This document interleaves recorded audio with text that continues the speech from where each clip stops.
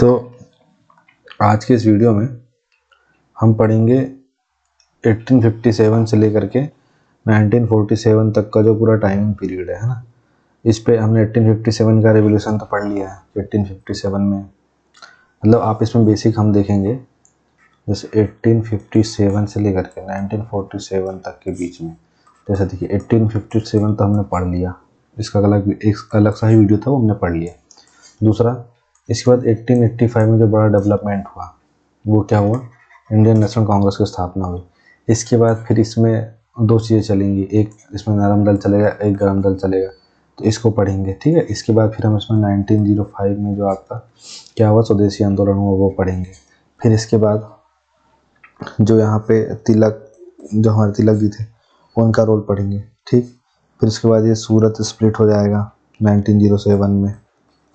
इसके बाद हम 1916 का आपका दो चीज़ पढ़ेंगे, एक तो लखनऊ पैक्ट पढ़ेंगे और एक होम रूल लीग पढ़ेंगे, ठीक।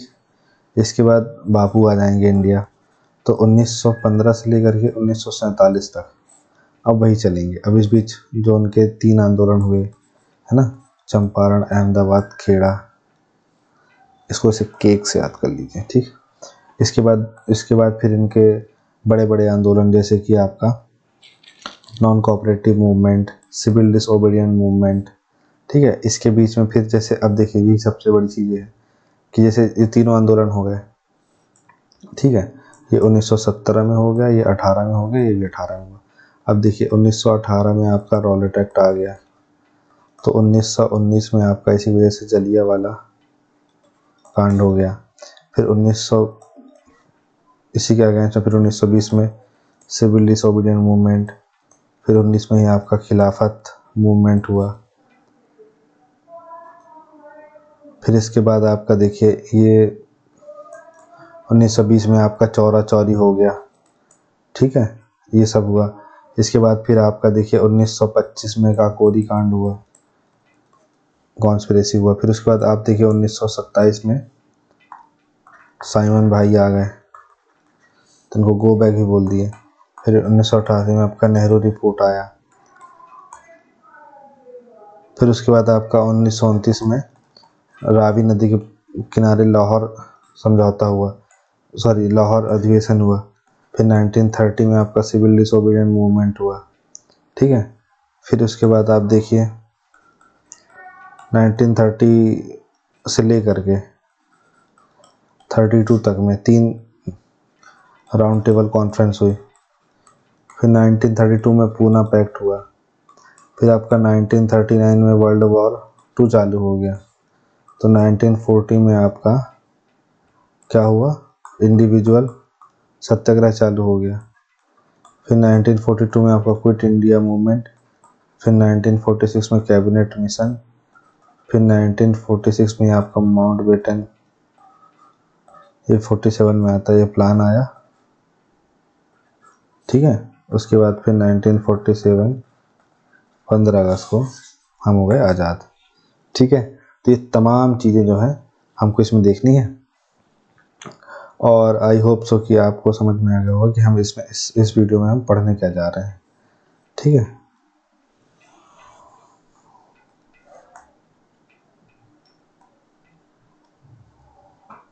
तो एक बार फिर देख लेते हैं कि हमने क्या बात करी। तो हमने बात ये करी है कि जो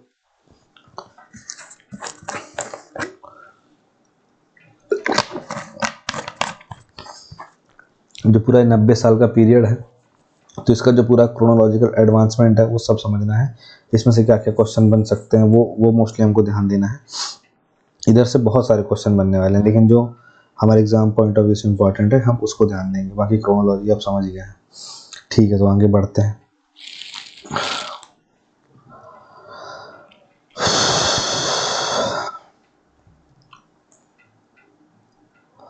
ठीक है, तो सबसे पहले इंडियन नेशनल कांग्रेस ही आता है कि जब इंडियन नेशनल कांग्रेस जो है वो गठित हुआ तो कुछ प्रिंसिपल थे। तो ऐसे कौन से प्रिंसिपल थे जिनको ध्यान में रखते हुए, या फिर जिनको लोग अलग अलग अपने अपने प्रिंसिपल देते हैं कि अरे हम तो ये सोचते हैं कि इस वजह से इसका गठन हुआ है।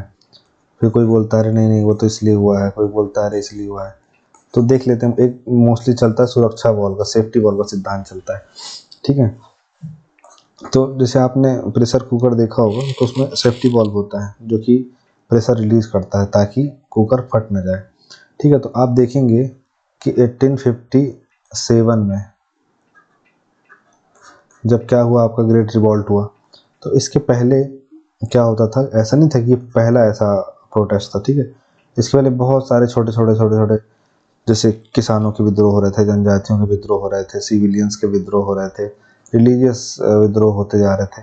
इसके बाद फिर आप देखिए कहीं सैनिकों का विद्रोह हो रहा था, जैसे 1806 में जब लॉर्ड विलियम बेंटिक जब बंगाल का गवर्नर जनरल ना होकर के जब वो मैसूर में पोस्टेड था, तो या शायद वो मद्रास में पोस्टेड था, तो उस समय वेल्लूर में, हाँ, तब वेल्लूर में ऐसी घटना हुई थी कि तिलक लगाने पर मतलब मना कर दिया गया था, तो उसको लेकर घटना हुई थी, तो आर्म्ड रिबेलियन हुआ था।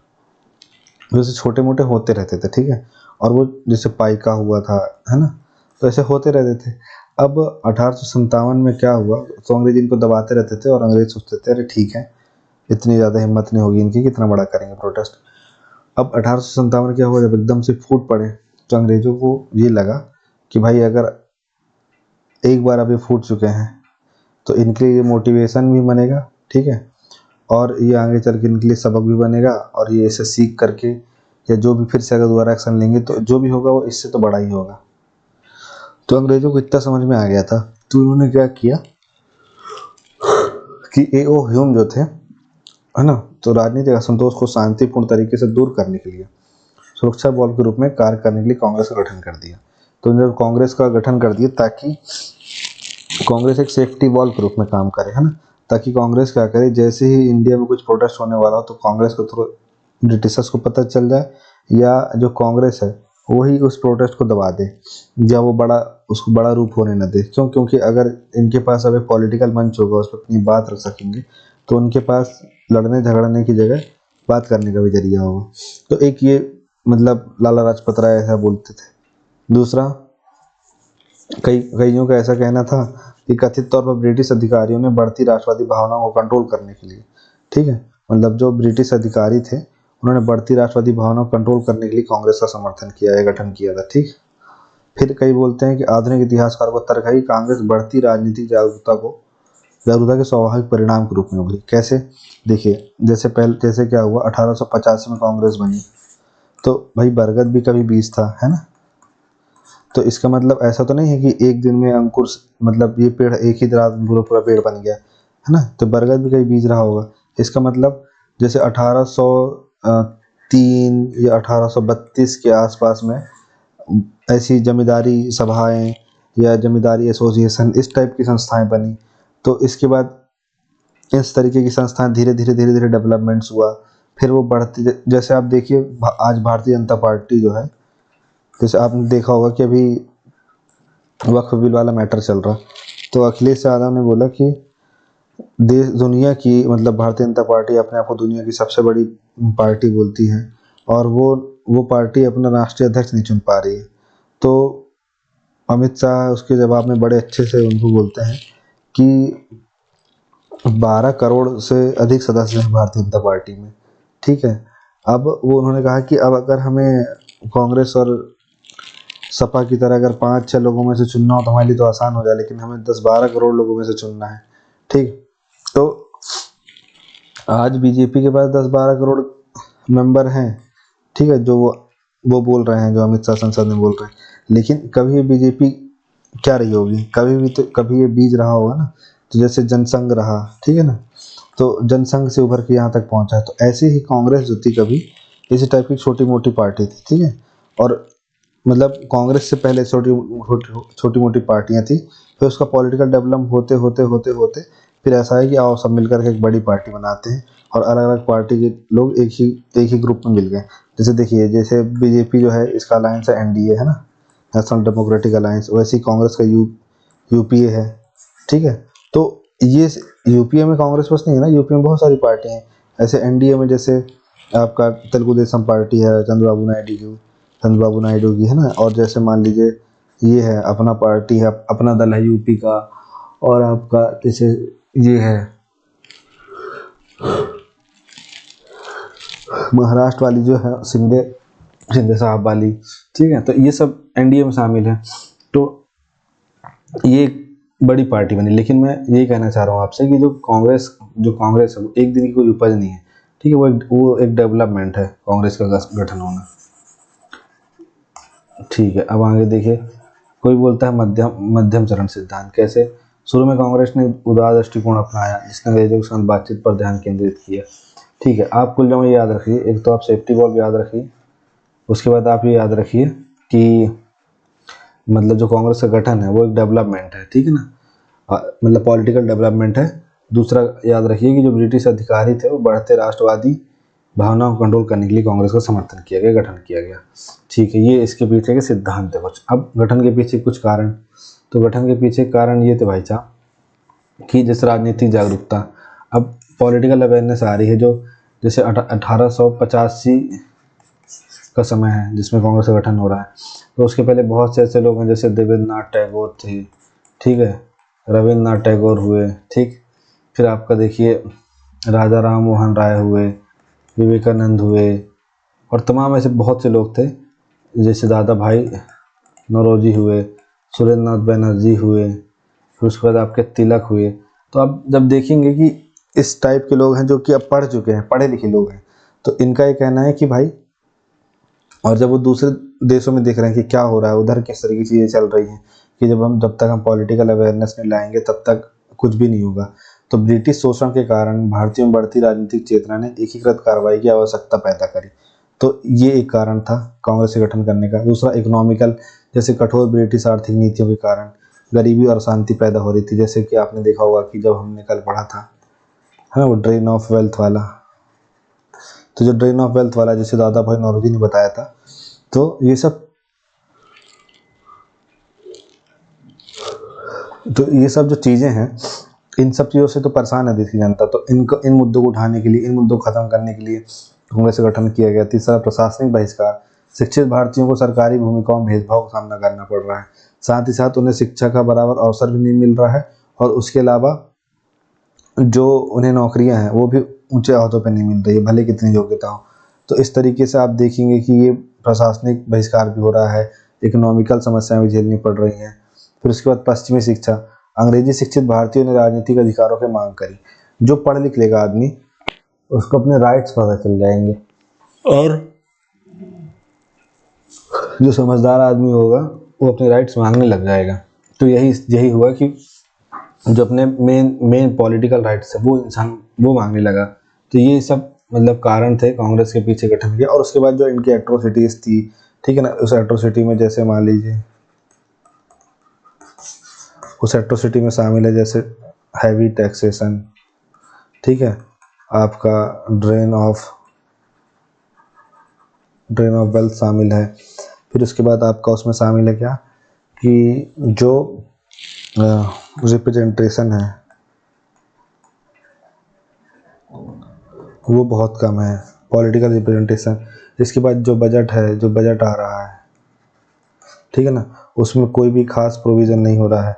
तो ये तमाम चीज़ आप देखेंगे। और फिर जब गोपाल कृष्ण गोखले और आदि नेता जब डिबेट करते हैं, तो उसके बाद फिर कैसे चीज़ें बदलती है, कैसे फिर जब 1909 का एक्ट आता है, 1919 का एक्ट आता है, उसके पहले जो 1890 के आसपास जो एक्ट आ रहे हैं, तो कैसे वो बदल रहे हैं। तो ये तमाम चीज़ें जो घटित हो रही हैं, ये घटित करने के लिए ही कांग्रेस जो है जिम्मेदार है, कांग्रेस बनाई गई, ठीक है। तो ये सब कारण है उसके, सामाजिक आर्थिक राजनीतिक, ये सब कारण है उसके। तो अब देखिए कांग्रेस में क्या हुआ था कि दो समूह बन गए थे, ठीक। 1885 में बनी है।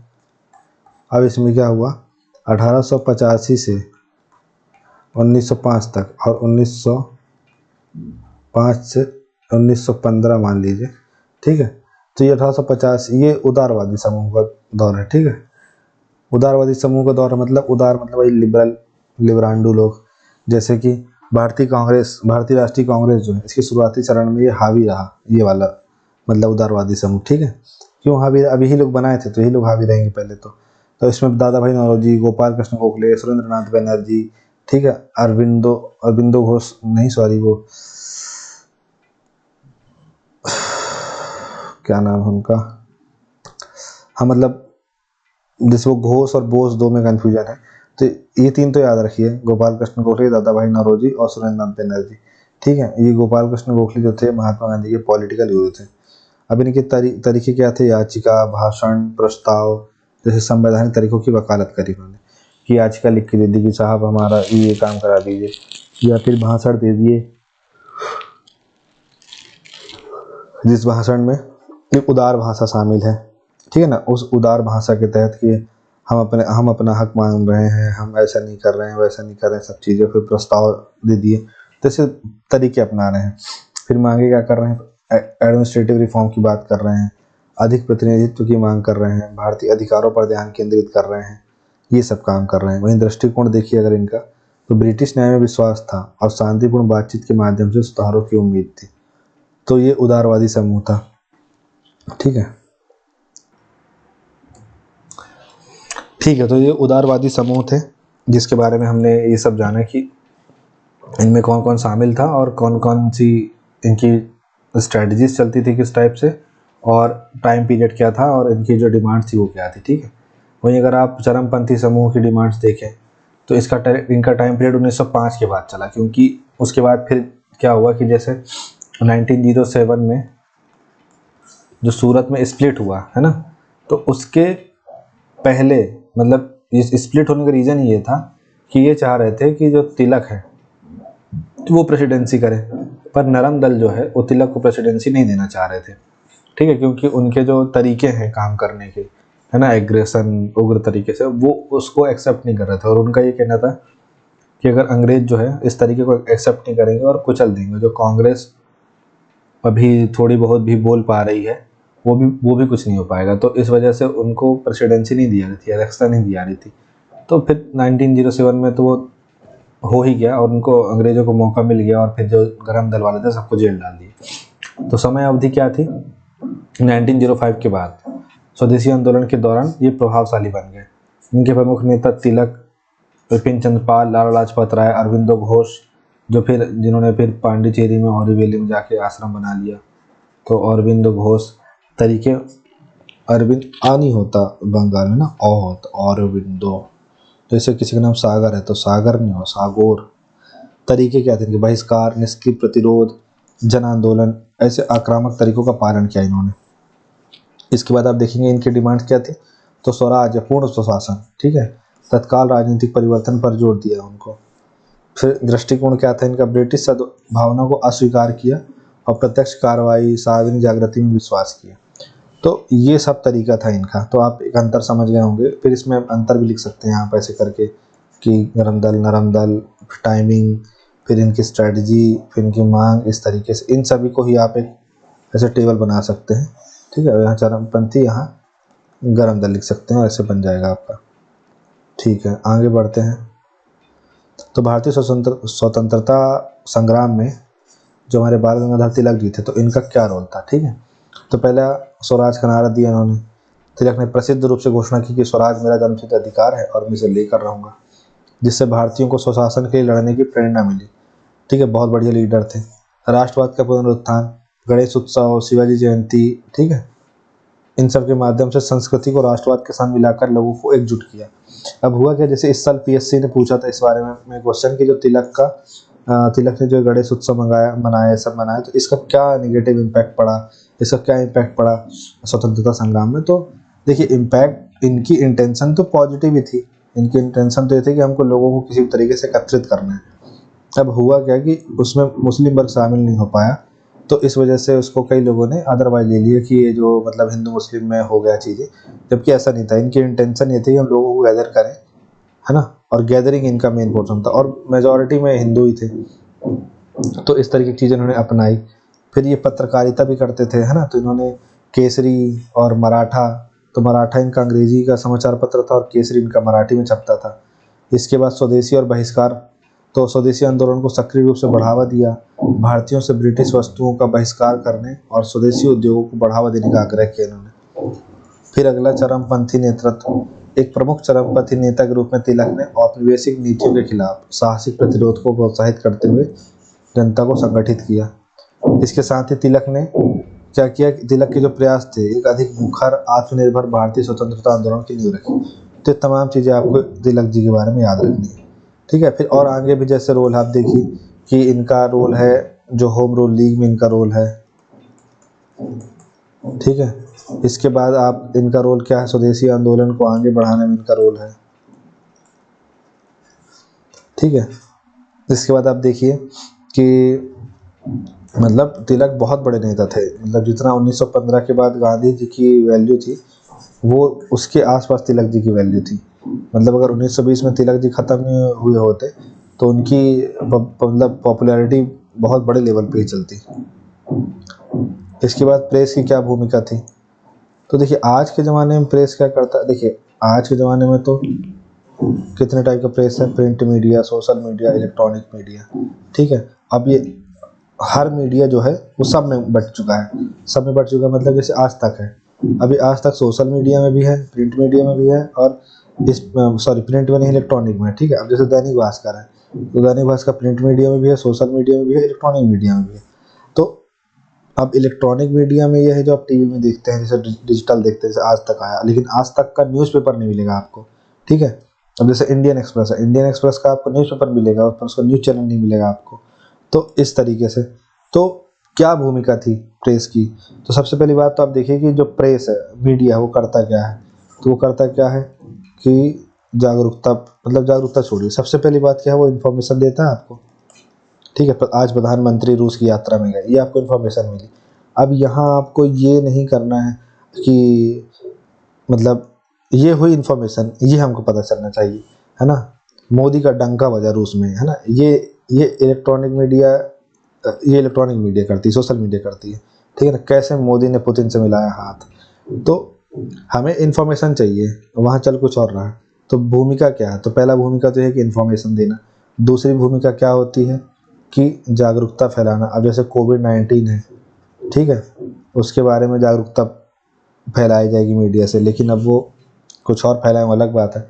तो इन्फॉर्मेशन फैलाना, जागरूकता फैलाना, ठीक है। उसके बाद जो गवर्नमेंट की जो स्कीम है, ठीक है, वो लोगों तक पहुंचाना, और डेमोक्रेसी का चौथा स्तंभ भी है।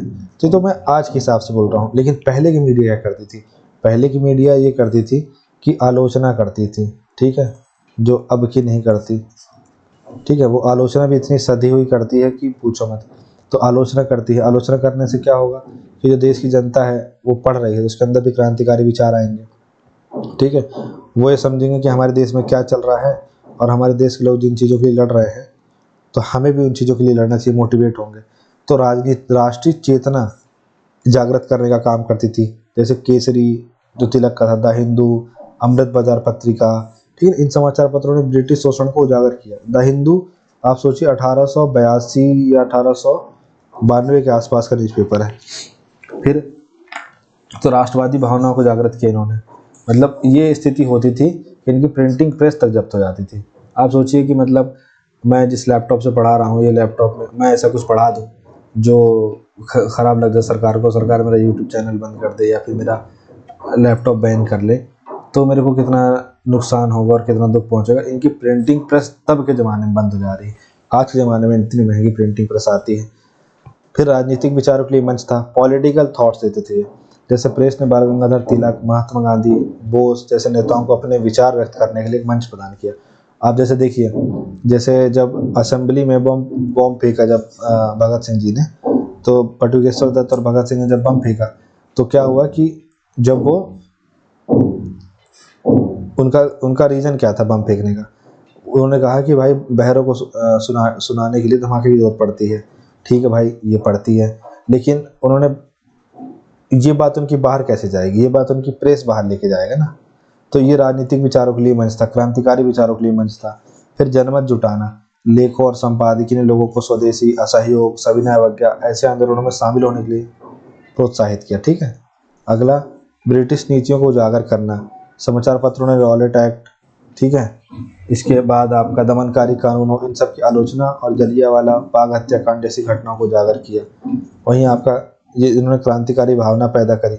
युगांतर और संध्या, ठीक है, युगांतर और संध्या जैसी पत्रिकाओं ने सशस्त्र क्रांति के विचारों को फैलाया, युवाओं को स्वतंत्रता संग्राम में शामिल होने के लिए प्रेरित किया। इसके बाद तो ये तमाम चीज़ें चली। तो प्रेस ने भारतीयों को एकजुट करने, राष्ट्रवादी विचारों को बढ़ावा देने, ब्रिटिश साम्राज्यवाद को चुनौती देने में महत्वपूर्ण भूमिका निभाई। इसके बाद आप देखिए कि शिक्षा की क्या भूमिका थी। तो शिक्षा की ये भूमिका थी कि राष्ट्रवादी विचारों का प्रसार, वही चीज़ इसने भी किया कि शिक्षा क्या करेगी, शिक्षा आपको सोचने लायक बनाती है, चिंतनशील बनाती है। तो राष्ट्रवादी विचारों का प्रसार किया शिक्षा ने। BHU, अलीगढ़ मुस्लिम यूनिवर्सिटी, शांति निकेतन जो रविन्द्रनाथ टैगोर का था, ऐसी शैक्षणिक संस्थाओं ने राष्ट्रवादी नेताओं को पोषित किया, ब्रिटिश शोषण के बारे में जागरूकता फैलाई। ठीक। दूसरा आप देखिए बौद्धिक नेताओं का उदय, महात्मा गांधी, नेहरू जी, अम्बेडकर जी, शिक्षित नेताओं ने स्वतंत्रता आंदोलन का मार्गदर्शन करने में बड़ा रोल निभाया। ठीक है। फिर सामाजिक सुधार आंदोलन, शिक्षा ने जातिगत भेदभाव, अस्पृश्यता, लैंगिक असमानता, इन सब का मुकाबला करके सामाजिक सुधार को बढ़ावा दिया, जिससे स्वतंत्रता संग्राम को मजबूती मिली। इसके बाद आप देखिए राजनीतिक संगठनों का गठन हुआ। शिक्षित भारतीयों ने भारतीय राष्ट्रीय कांग्रेस और अखिल भारतीय मुस्लिम लीग जैसे समूह बनाए, उन्होंने राजनीतिक अधिकारों की मांग करी। फिर जनता का सशक्तिकरण किया, साक्षरता अभियान, स्थानीय शिक्षा ने आम लोगों को उनके अधिकारों को समझने और विरोध प्रदर्शनों और आंदोलनों में सक्रिय रूप से भाग लेने के लिए सशक्त बनाया। ठीक है। शिक्षा से जीवन यापन, मतलब ठीक है, लाइवलीहुड कमाना, ये सिर्फ उसका एक पर्सपेक्टिव है, एक मात्र नहीं, सिर्फ एक पर्सपेक्टिव है। बाकी शिक्षा से अपने जीवन को बेहतर बनाना, दूसरे के जीवन को बेहतर बनाना, समाज को बेहतर बनाना, राष्ट्र को बेहतर बनाना, ये इसके ढेर सारे आयाम हैं। ठीक है। जिसे इंडियन सोसाइटी नज़रअंदाज करती है और इसे टॉप प्रायोरिटी बनाती है। और बचपन से ही बच्चे को शिक्षा सिर्फ इसलिए दी जाती है कि पढ़ लो नहीं तो नौकरी नहीं लगेगी, पढ़ लो नहीं तो नौकरी नहीं लगेगी। और जब उसकी नौकरी लग जाती है और उस नौकरी में जब उसे दबाव झेलना पड़ता है, तब उसे ये नहीं पता इस दबाव को कैसे झेलें, फिर वो मर जाता है। तो ये जो आयाम है ना शिक्षा के, ये तो दिए ही नहीं गए, बस यही आयाम दिए गए। तो ये सब भूमिका थी। मतलब आप देखिए कि मतलब उस जमाने में राजा राम मोहन राय फारसी भाषा, ये सब भाषा सीख ले रहे हैं, किस लिए? ताकि वो उस लैंग्वेज की किताब पढ़ना चाहते हैं, उस लैंग्वेज में किताब पढ़ना चाहते हैं। यहाँ इंग्लिश में कोई किताब दे दी जाए तो आदमी इंग्लिश नहीं सीख पा रहा है। तो ये यहाँ पे समझने वाली चीज़ है। अब स्वदेशी आंदोलन हो गया भाई साहब। अब स्वदेशी आंदोलन हो तो गया, तो इसके पीछे कारण क्या हो गया? तो पहला कारण था बंगाल विभाजन। तो 1905 में अंग्रेजों ने राष्ट्रवादी एकता को कमज़ोर करने के लिए बंगाल को विभाजित कर दिया। ठीक है, प्रशासनिक आधार बता करके।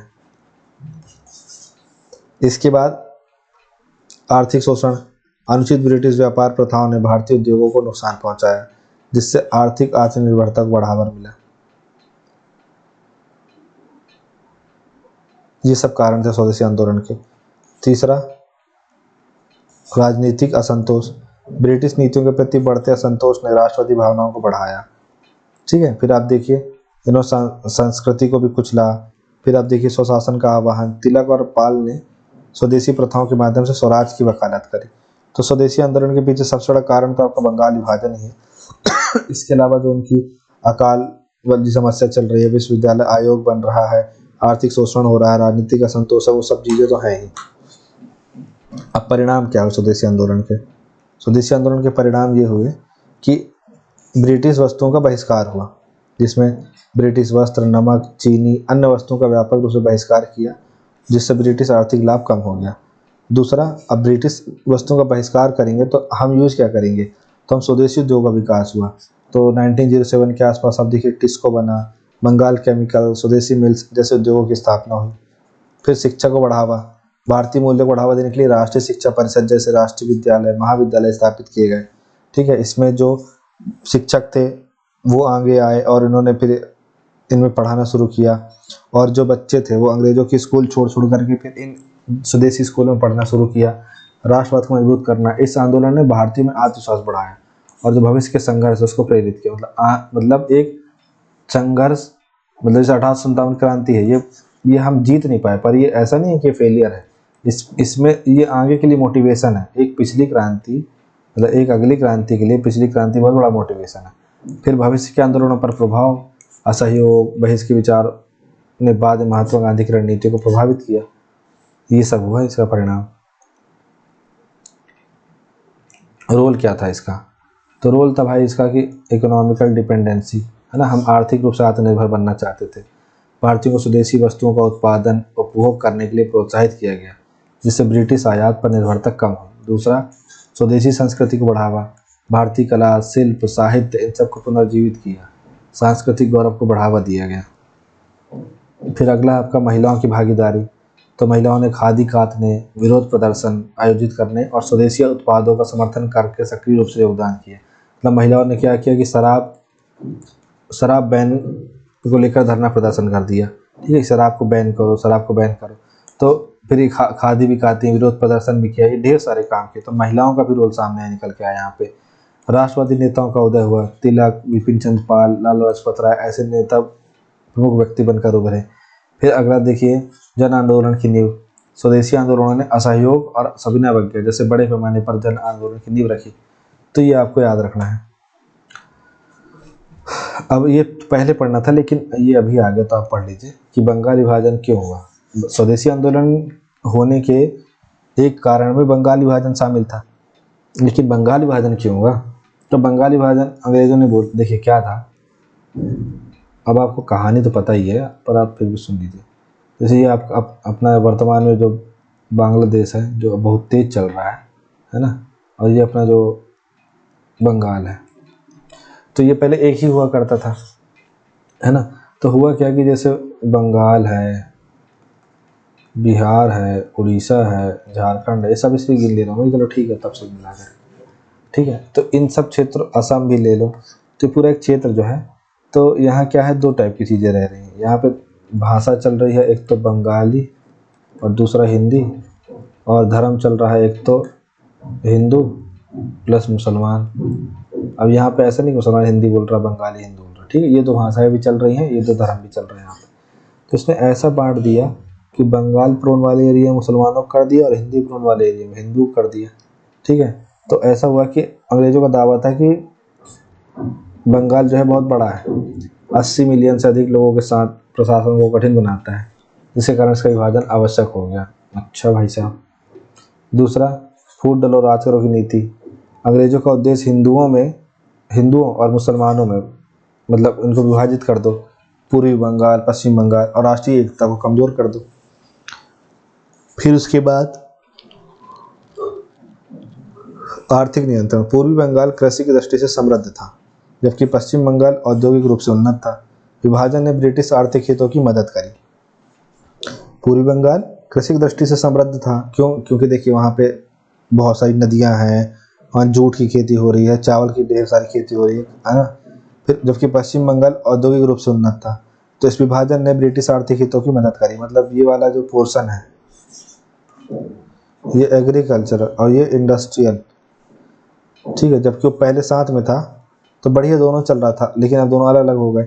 राष्ट्रवाद का दमन। बंगाल राष्ट्रवादी गतिविधियों का केंद्र बन गया था। विभाजन का उद्देश्य इससे बढ़ते राजनीतिक आंदोलन को रोकना था। इसलिए बन गया था क्योंकि अंग्रेज यहीं आकर के बहुत बड़े लंबे समय तक बसे रहे, ठीक है। यही राजधानी भी रही 1911 तक।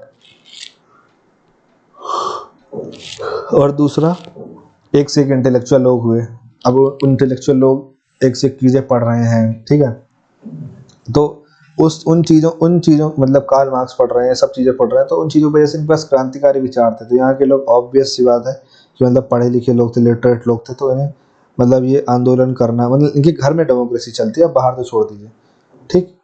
फिर सांप्रदायिक तनाव, ये सब चीज़ें इसके पीछे का कारण थी बंगाल विभाजन का, ठीक है। अब लखनऊ अधिवेशन में हम आते हैं कि लखनऊ अधिवेशन क्या था।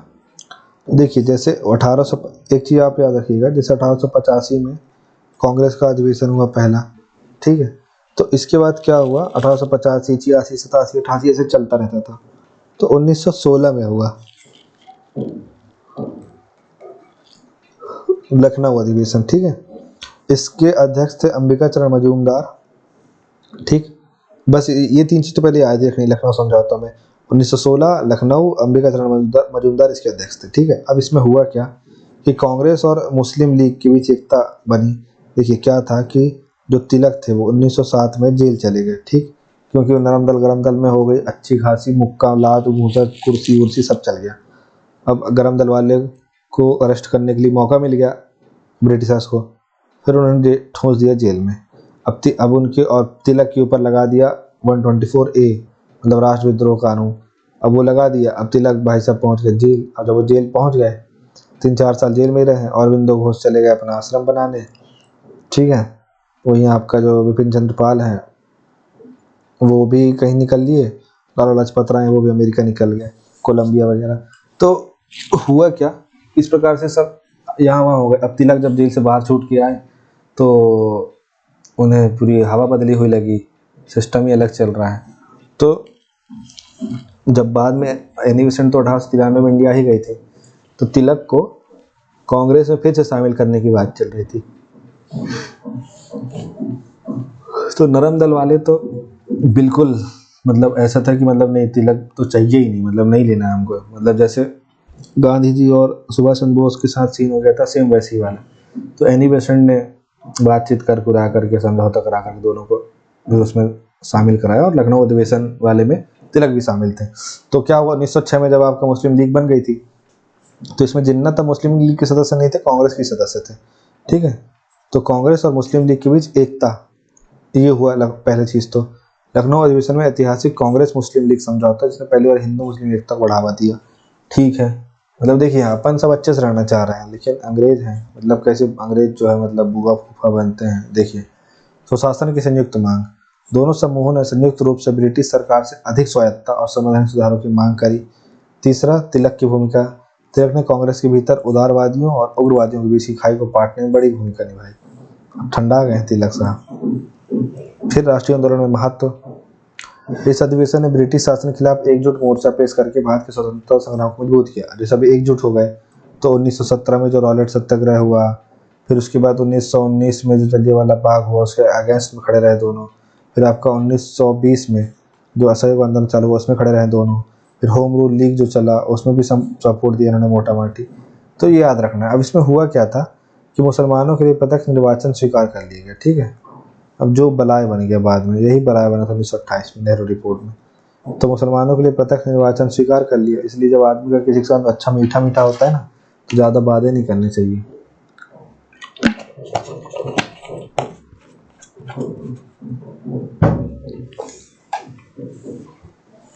कि तू तो अपना भाई है, तेरे से क्या ही होगा, तू तो कहाँ बदलेगा, ऐसा वाला। और हुआ यही इनके साथ। मुसलमानों के लिए प्रत्यक्ष निर्वाचन स्वीकार कर दिया। अब जब आज स्वीकार कर लिया 1916 में, तो अब इसमें कंडीशन डाल देते तब कि भाई 10 साल बाद 20 साल बाद हो सकता है इसको हटा दिया जाए, या ना, या जो भी जैसा डाल देते। अब जब 1928 में आप नेहरू रिपोर्ट बना रहे हो, उसमें से आप शामिल नहीं करके इसको हटा रहे हो, तो ये तो बोलेंगे ना भाई कि ये कौन सी बात हुई, तब क्यों दिए थे।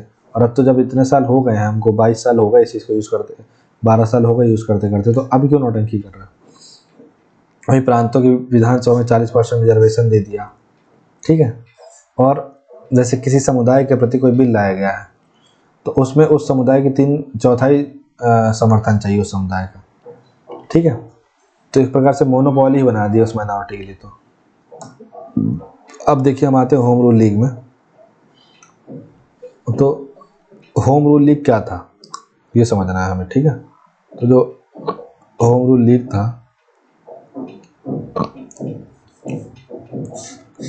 वो 1916 में आया, ठीक है। एक सेकंड रुकिएगा। तो हाँ, तो इस वीडियो में हम देखेंगे, मतलब जो हम कंटिन्यू कर रहे थे, तो होम रूल आंदोलन के बारे में बात चली थी ना।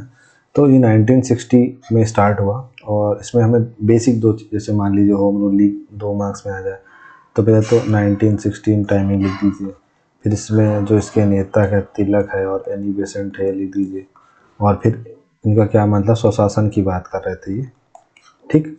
तो भारत में होम रूल लीग 1916 में एनी बेसेंट तिलक द्वारा शुरू किया गया, और ब्रिटिश साम्राज्य के भीतर भारतीयों के लिए स्वशासन प्राप्त करने के उद्देश्य से एक महत्वपूर्ण प्रयास था। यह आंदोलन आयरिश होम रूल आंदोलन से प्रेरित था, और स्वशासन के प्रति भारतीय जनमत को संगठित करने का प्रयास किया गया था। इसे ऐसे समझिए जैसे कि ये कोई ग्राम पंचायत है, ठीक है, और ये अपना स्वशासन चाह रही है, ठीक है, और ऊपर केंद्र है वो अपना काम करते रहे, लेकिन इस लोकल लेवल पे काम करने के लिए हमें हर चीज़ के लिए केंद्र से ना पूछना पड़े। तो उसी तरीके से ये होम रूल लीग वाले, यही इनकी डिमांड थी कि जो ब्रिटिशर्स हैं, है ना, तो वो हमें कुछ चीज़ों की पावर दे दे और हमें हर चीज़ के लिए उनसे ना पूछना पड़े। तो यहाँ पे ये इनका इस होम रूल लीग का ये मतलब था। तो होम रूल आंदोलन के प्रमुख पहलू क्या है? पहले गठन और नेतृत्व। तो तिलक ने अप्रैल 1916 में, है ना, बेलगाम में Akhil Bharatiya home rule league की स्थापना की। और एनी बेसेंट ने जो 1914 में कांग्रेस में शामिल हुई, 1916 में होम रूल लीग को आगे बढ़ाने के लिए तिलक के साथ सहयोग किया। इसके साथ ही एनी बेसेंट ने 1914 में शामिल हुई और 1916 में होम रूल लीग को आगे बढ़ाने के लिए तिलक के साथ सहयोग किया। तो देखिए इसमें दो नेता हैं, ये अप्रैल 1916 में शुरू कर रहे हैं और लास्ट में फिर ये शुरू कर देंगे, ठीक है। फिर उद्देश्य क्या है भाई साहब? तो उद्देश्य है, प्राथमिक लक्ष्य है कि भारतीयों के लिए स्वशासन प्राप्त करना। फिर इस आंदोलन का उद्देश्य भारतीय नागरिकों के बीच राजनीतिक शिक्षा जागरूकता को बढ़ावा देना, जिससे स्वशासन की खोज में सक्रिय भागीदारी को बढ़ावा मिले। एक्टिविटी क्या है? होम रूल के विचार को प्रसारित करने के लिए सार्वजनिक बैठकें, चर्चाएं और व्याख्यान आयोजित करना, और स्वदेशी सामान के उपयोग और आर्थिक स्वतंत्रता को बढ़ावा देने के लिए विदेशी उत्पादों के बहिष्कार पर जोर दिया गया, ठीक है। साथ ही इसका भारतीय स्वतंत्रता संग्राम पर क्या प्रभाव पड़ा? होम रूल आंदोलन ने जनमत को संगठित करने में महत्वपूर्ण भूमिका निभाई और स्वशासन की भविष्य की मांगों के लिए आधार तैयार किया। इसने भारतीय राष्ट्रीय कांग्रेस के भीतर उदारवादी और चरमपंथी गुटों के एकीकरण की सुविधा प्रदान की, जिससे स्वतंत्रता के लिए सामूहिक प्रयास को बल मिला, ठीक। फिर स्थानीय भाषाओं और संस्कृतियों पर आंदोलनों के जोर ने भारतीयों के बीच राष्ट्रीय पहचान और एकता की भावना को बढ़ाने में योगदान दिया। तो क्या हुआ? जो जनमत था उसको संगठित किया, फिर भविष्य की मांगों के लिए आधार तैयार किया, फिर भारतीय राष्ट्रीय कांग्रेस के भीतर उदारवादी और चरमपंथी गुटों के एकीकरण की सुविधा प्रदान की, फिर स्वतंत्रता के सामूहिक प्रयास को बल मिला इससे। इसके अलावा स्थानीय भाषाओं, संस्कृतियों पर जो आंदोलन के जोर ने भारतीयों के बीच राष्ट्रीय पहचान और एकता की भावना को बढ़ाने में योगदान दिया। तो कुल जमा आप देखिए इसने क्या क्या काम किया कि जनमत को संगठित किया, स्वशासन की भविष्य की मांगों के लिए आधार तैयार किया, फिर उदारवादी और चरमपंथी गुटों के एकीकरण की सुविधा प्रदान की, ठीक है, जिससे स्वतंत्रता के लिए सामूहिक प्रयास को बल मिला। इसके अलावा स्थानीय भाषाओं और संस्कृतियों पर आंदोलन के जोर ने क्या किया? भारतीयों के बीच राष्ट्रीय पहचान और एकता की भावना को बढ़ाने में योगदान दिया, ठीक है। तो ये तमाम चीज़ें हुई। फिर आप देखिए अब आ गए यहाँ पे बापू की एंट्री हो गई, ठीक है। तो बापू 1915 में आपका भारत आ गए, ठीक है। 9 जनवरी तो प्रवासी भारतीय दिवस मनाते हैं 9 जनवरी को। फिर इसके बाद क्या हुआ? तो इनके जो राजनीतिक गुरु थे वो गोपाल कृष्ण गोखले थे। तो इन्हें गोपाल कृष्ण गोखले ने कहा कि सबसे पहले तो आप भारत घूमिए, ठीक, भारत भ्रमण कीजिए, उसके बाद फिर हम आपसे बात करते हैं। तो बोले ठीक है, भारत भ्रमण शुरू करते हैं। तो इन्होंने भारत भ्रमण शुरू किया और उस भारत भ्रमण में क्या क्या था? पूरा साल भर जनरल डब्बे में बैठना है, घूमना है और पूरा देश को समझना है, ठीक है। देखिए अंबेडकर जी और गांधी में यही फर्क था कि अंबेडकर जी जब ब्रिटेन से पढ़ के आए, ठीक है, ब्रिटेन से पढ़ के आए, अमेरिका से जब पढ़ के आए, तो जब गांधी जी भी इंडिया आए तो ये भी कोट पहनते थे, ये भी कोट पहनते थे। लेकिन जब महात्मा गांधी पूरे देश में घूमे फिरे, ठीक है, उसके बाद फिर वो ऐसे हो गए कि वो साधारण कपड़े में आ गए, ठीक है। ऐसा क्यों हुआ? क्योंकि जब वो पूरा देश घूमे तो उन्हें ये रियलाइज हुआ कि पूरा जो देश है वो तो आधा नंगा ही है, ठीक है, कपड़े ही नहीं है उनके पास, उस हिसाब से नंगा है, ठीक है। तो जब उस हिसाब से किसी के पास कपड़े नहीं है तो अगर मुझे उनका नेता बनना है तो मुझे उनके जैसा दिखना पड़ेगा। तो देखिए जो नेता होता है आप उसको देखिएगा, उसके कपड़े कभी ऐसा क्यों नहीं होता कि कोई जो नेता है वो आपको फॉर्मल में दिख जाए? बताइए, कभी आप पूरा संसद टीवी खोलना, कुछ भी खोलना, आप देखना अभी पार्लियामेंट की मीटिंग चल रही है, ठीक है, आपको एस जयशंकर साहब को छोड़ दें और एक दो ऐसे जो उसमें जैसे अश्विनी वैष्णव है ना, तो इनको अगर आप छोड़ दें इनका दुक्का, क्योंकि पहले डिप्लोमेट रह चुके हैं, आईएएस रह चुके, आईएफएस रह चुके, तो इसके अलावा आप देखिए जो मूल रूप से नेता है वो आपको कभी नहीं दिखेगा फॉर्मल में, ठीक है। इसका मतलब ये होता है कि जो एस्थेटिक होता है ना वो रिप्रेजेंट करता है, जो उसका शो होता है वो रिप्रेजेंट करता है किस चीज़ को, कि वो किस चीज़ को रिप्रेजेंट कर रहा है। अब अगर आप किसी ऐसे IAS ऑफिसर को आपने देखेंगे कुर्ता पैजामा पहन करके वो ऑफिस में जा रहा, तो उसका अलग रीज़न है, इसका अलग रीज़न है। तो इसलिए महात्मा गांधी ज़्यादा जुड़ पाए लोगों से, ज़्यादा कनेक्ट हो पाए। इवन दो वो जो शेड्यूल कास्ट है जिनके लिए आंदोलन कर रहे हैं, तो अम्बेडकर जी शेड्यूल कास्ट होते हुए भी जितना शेड्यूल कास्ट से जुड़ पाए उतना गांधी जी उनसे जुड़ गए। तो ये यहाँ पे ध्यान देने वाली बात है कि आखिर ऐसा क्या अंतर क्या था मतलब गांधी जी और अम्बेडकर जी में। तो हम देख रहे हैं चंपारण सत्याग्रह।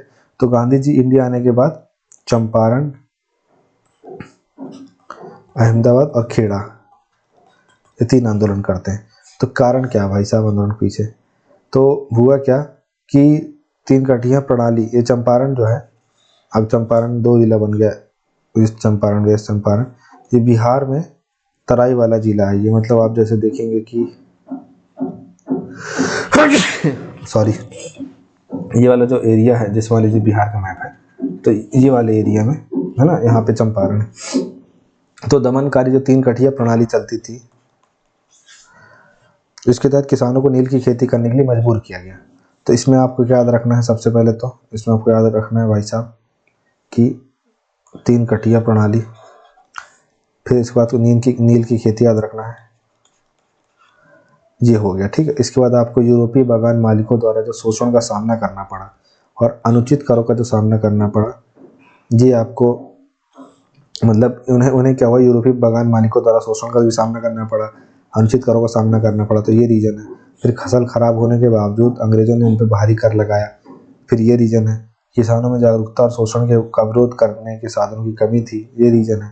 राजकुमार शुक्ल जैसे स्थानीय नेताओं द्वारा संपर्क किए जाने के बाद गांधी जी ने हस्तक्षेप किया। क्या हुआ, गांधी जी से मिलने गए राजकुमार शुक्ल और उन्होंने बोला कि आप यहाँ पे इस आंदोलन को लीड करिए। तो बड़ी मुश्किल से फिर गांधी जी वहाँ पहुँचे गए और स्टेशन में ही उन्हें गिरफ्तार करने के लिए आ गए।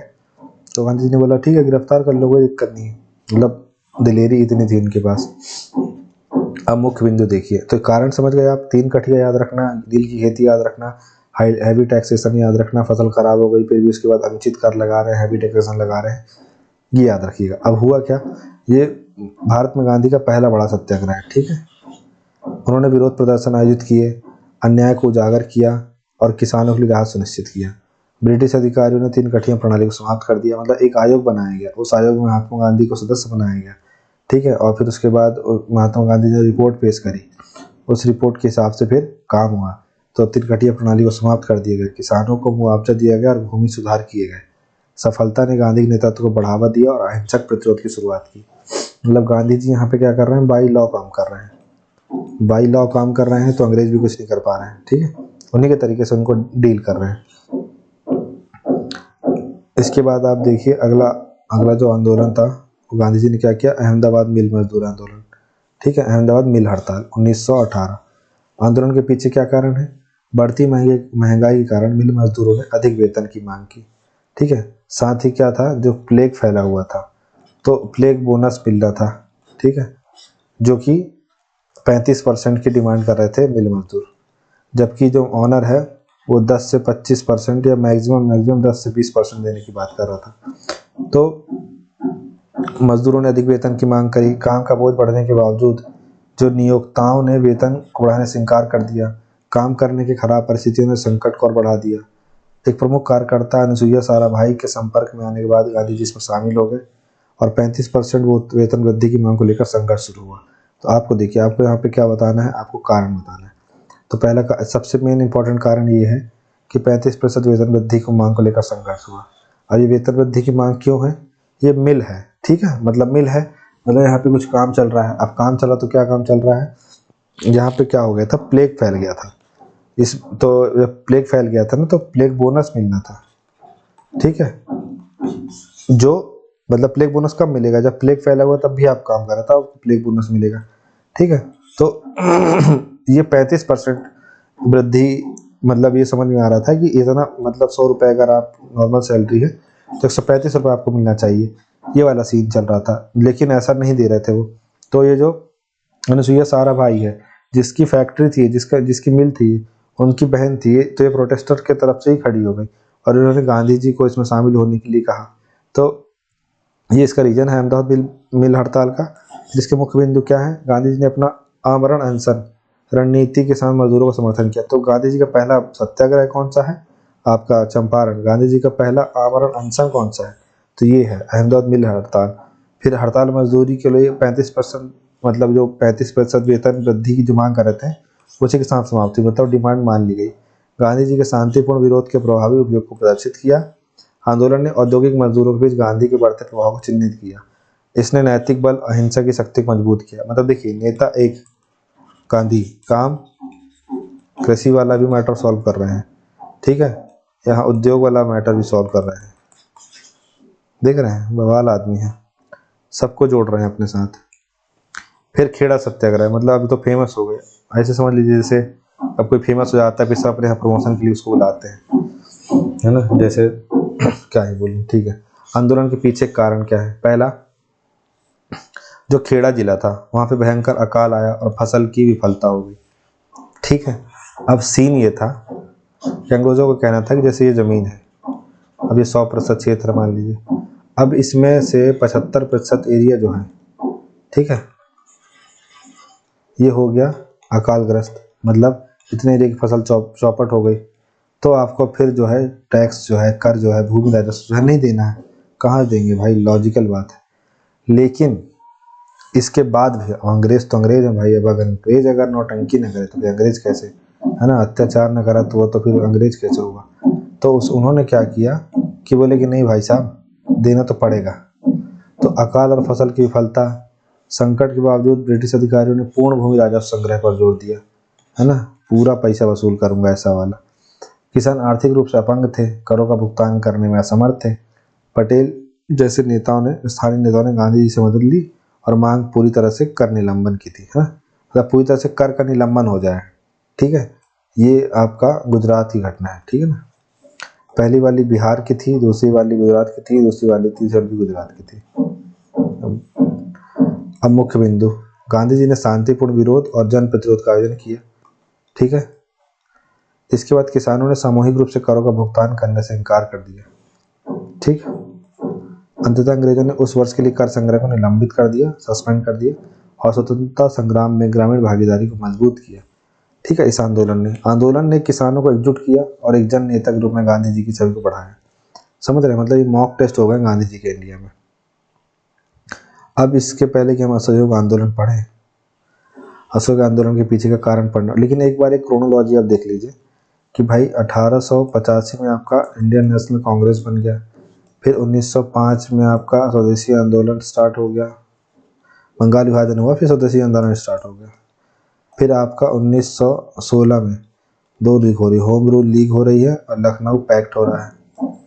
फिर उसके बाद आपका 1917 और 1918 में चंपारण, अहमदाबाद और खेड़ा हो रहा है, ठीक है। उसके बाद आप देखिए फिर क्या होता है कि रॉलेट एक्ट जो है ये लाया गया, और ऐसा बोला गया कि बिना वकील, बिना अपील, बिना दलील का कानून है ये, ठीक। इसकी 1918 की बात है।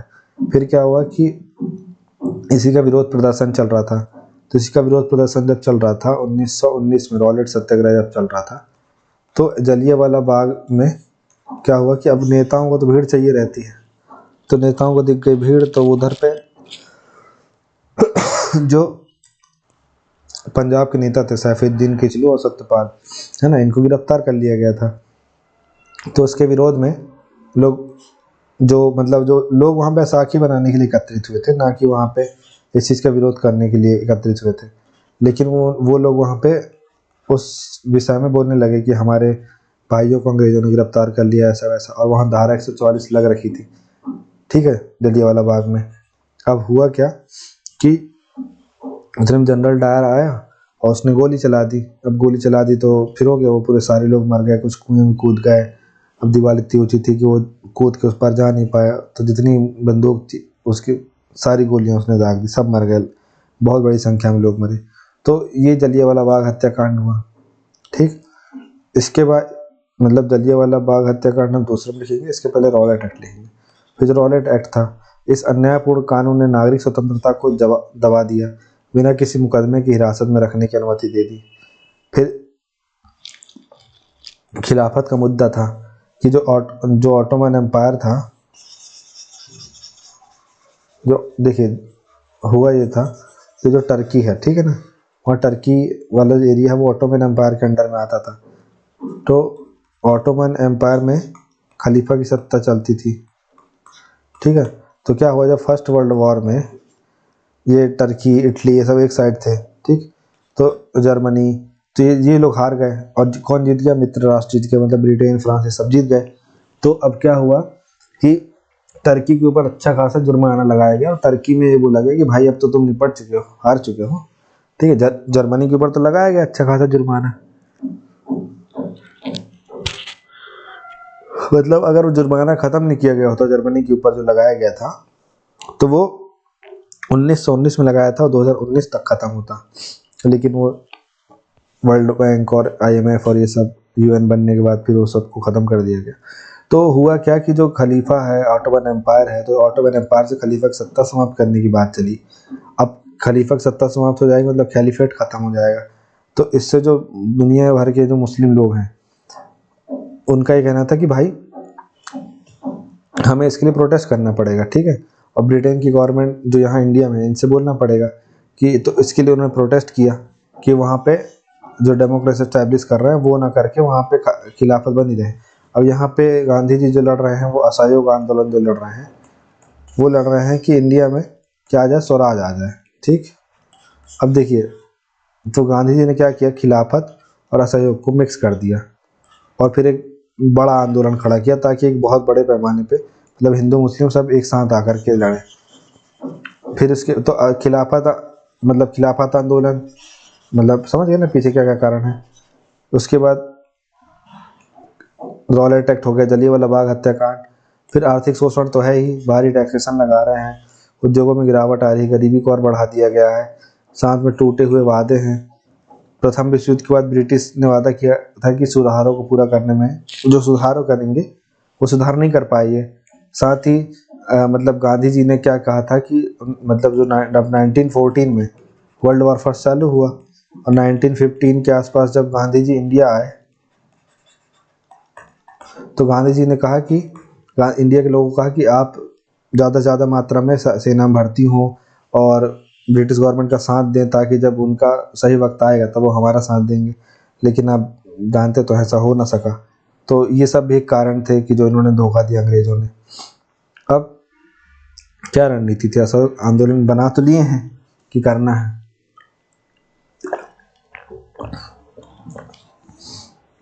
पर उस रणनीति में शामिल क्या क्या है। संस्थाओं का बहिष्कार करना शामिल है, ब्रिटिश स्कूल, कॉलेज, अदालत, प्रशासनिक संस्थाएं, इन सब का बहिष्कार करो। उपाधियों और सम्मानों का त्याग करो, जो ब्रिटिशर्स हैं उनके द्वारा दी गई जो उपाधियां हैं, सम्मान हैं, सरकारी पद हैं, इन सब का त्याग करो, ठीक है। स्वदेशी प्रचार, भारतीय निर्मित वस्तुओं के उपयोग, विदेशी उत्पादों, इन सबको अस्वीकार करो। मतलब भारतीय निर्मित वस्तुओं के उपयोग और जो विदेशी उत्पाद है इनको अस्वीकार करो, भारतीय निर्मित वस्तुओं का उपयोग करो, ठीक है। फिर अहिंसक विरोध करो, शांतिपूर्ण प्रदर्शन करो, हड़ताल करो, सार्वजनिक बैठकें आयोजित करो, हिंसात्मक कुछ भी नहीं करो। फिर खिलाफत और हिंदू मुस्लिम एकता के लिए समर्थन, आंदोलन ने व्यापक समर्थन के लिए राष्ट्रवादी और धार्मिक भावनाओं को जोड़ा। तो ये इसकी प्लानिंग थी पूरी कि कैसे हमें करना है। फिर इसके बाद जो दूसरा चरण इसका जब चालू होता तो इसमें सिविल डिसओबीडिएंट मूवमेंट किया जाता है ना। अभी क्या किया जा रहा है, अभी क्या जा रहा है कि जो ब्रिटिश संस्थाएं हैं ना, स्कूल कॉलेज ये सब छोड़ना है। इसके बाद जो उनके लॉ हैं उनको तोड़ना है, उन लॉ को नहीं मानना है हमें, ऐसा अवज्ञा करनी है, मतलब वो भी विनय पूर्वक।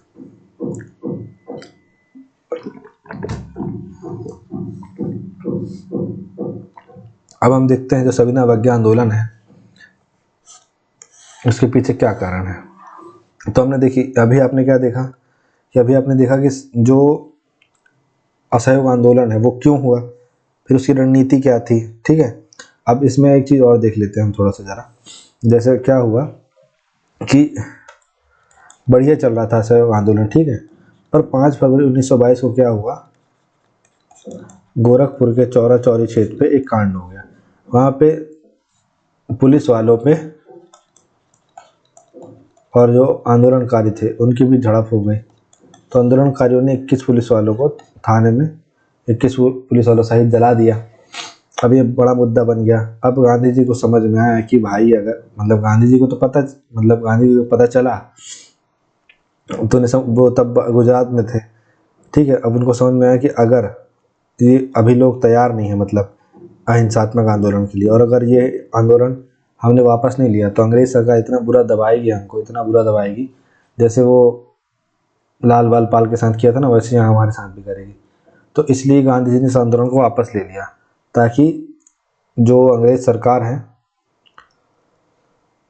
उससे हमें मतलब लड़ाई झगड़ा नहीं करना पड़े, हमें उससे उलझना ना पड़े, ताकि आगे जो आने वाला आंदोलन है उसके लिए समस्या खड़ी ना हो हमारे सामने।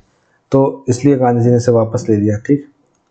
अब कहानी तो आपको सब पता ही है, हम तो बस इस हिसाब से देख रहे हैं कि मेन 2025 में क्या क्या क्वेश्चन नहीं आया है, ठीक है। अब सविनय अवज्ञा आंदोलन हुआ, अब टाइमलाइन देख लीजिए। 1927 में आपका क्या वो साइमन कमीशन आया। क्यों आया भाई? तो इसलिए आया कि 1919 में क्या बना था आपका, 1919 का एक्ट आया था, भारत शासन अधिनियम। अब ये कहा गया था कि जो भारत शासन अधिनियम है इसकी स्क्रूटनी के लिए 1968 मतलब 10 साल बाद हम एक आयोग भेजेंगे, लेकिन उन्होंने 10 साल बाद ना भेज के पहले ही भेज दिया, ठीक है। बड़ी जल्दी थी इनको, अब भेज तो दिया। तो अब भेज दिया तो इसमें क्या हो रहा था कि साइमन कमीशन में जो 7 लोग थे वो सारे सारे अंग्रेज थे।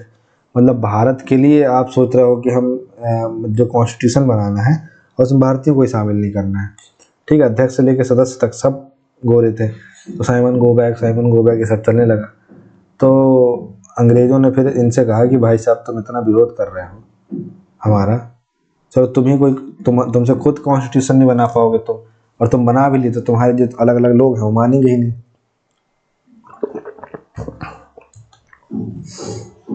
तो क्या हुआ 1928 में फिर इसके लिए नेहरू रिपोर्ट बनाई गई।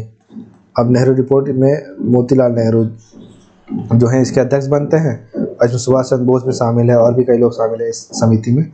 और एक मसौदा तैयार होता है जिसमें ये बातें लिखी रहती हैं कि ये मौलिक अधिकार होंगे, है ना, 19 टाइप के मौलिक अधिकार, स्त्रियों को भी चुनाव में वोट देने का अधिकार है, और कुछ ऐसी चीज़ें भी डालते हैं जिससे फिर लड़ाई झगड़ा भी शुरू हो जाता है। अब लड़ाई झगड़ा कैसे शुरू होता है, जैसे देखिए इंडियन नेशनल कांग्रेस पार्टी है, दूसरा आपका मुस्लिम लीग पार्टी है, तीसरा आपका उस समय हिंदू महासभा है, ठीक है, और हिंदू महासभा भी है, और सिख जो है उनकी भी पार्टी है कोई,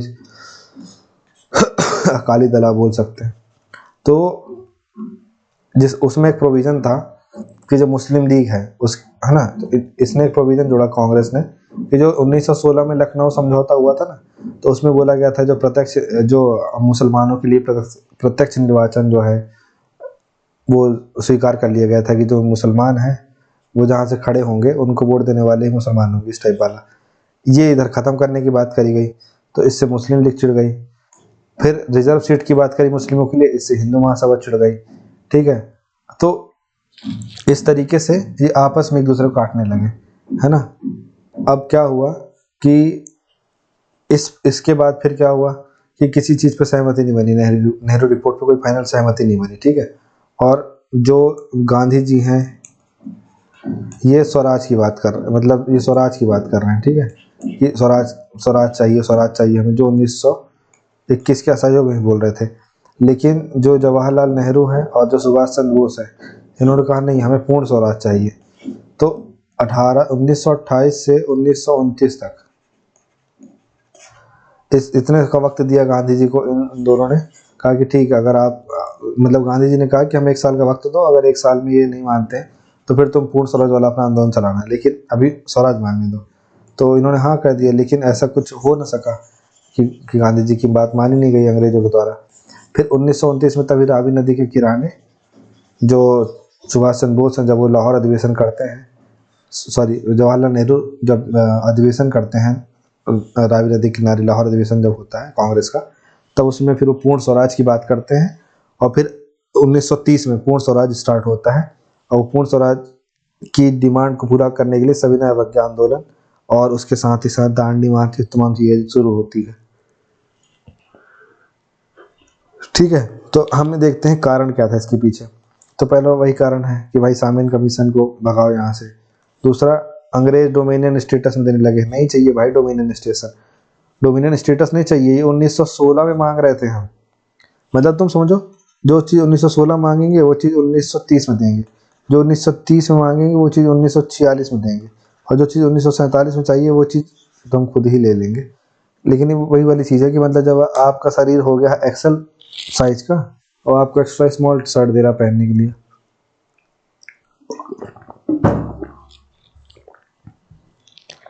इसके बाद आर्थिक शोषण तो है ही, भारी कर, नमक कर, हाँ मतलब नमक जैसी चीज़ जो यहाँ पे एक समुद्र का एरिया जहाँ पानी भर गया है, यहाँ पानी आ जाता है, फिर यहाँ से पानी लौट गया, फिर दोबारा इधर पानी आया नहीं समुद्र का, और ये एरिया फिर वाष्पीकृत हो गया, यहाँ पे नमक बन गया। अब इसमें क्या रोल है अंग्रेजों का? हाँ, क्या अंग्रेज आकर के इसको देख गए, यही रोल है इसका क्या? इस पे भी टैक्स लगा दिए। फिर गोलमेज सम्मेलन की विफलता, ये तो सेकंड सिविल डिसोबीडिएंट मूवमेंट जब हो 1932 के बाद, तब उसका ये रीजन बनता है, वरना ये मोटा माटी रीजन है। नेहरू रिपोर्ट, सम्मेलन कमीशन का विरोध, डोमिनियन स्टेटस, आर्थिक शोषण, ठीक है।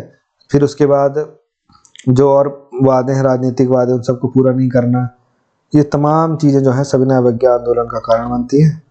और फिर सविनय अवज्ञा आंदोलन की रणनीति देखते हैं क्या है। इसकी रणनीति है कि नमक मार्च, नमक आंदोलन कराया जाएगा दांडी मार्च के द्वारा, ठीक है। तो दांडी मार्च हुआ। अब दांडी मार्च कब से कब तक हुआ?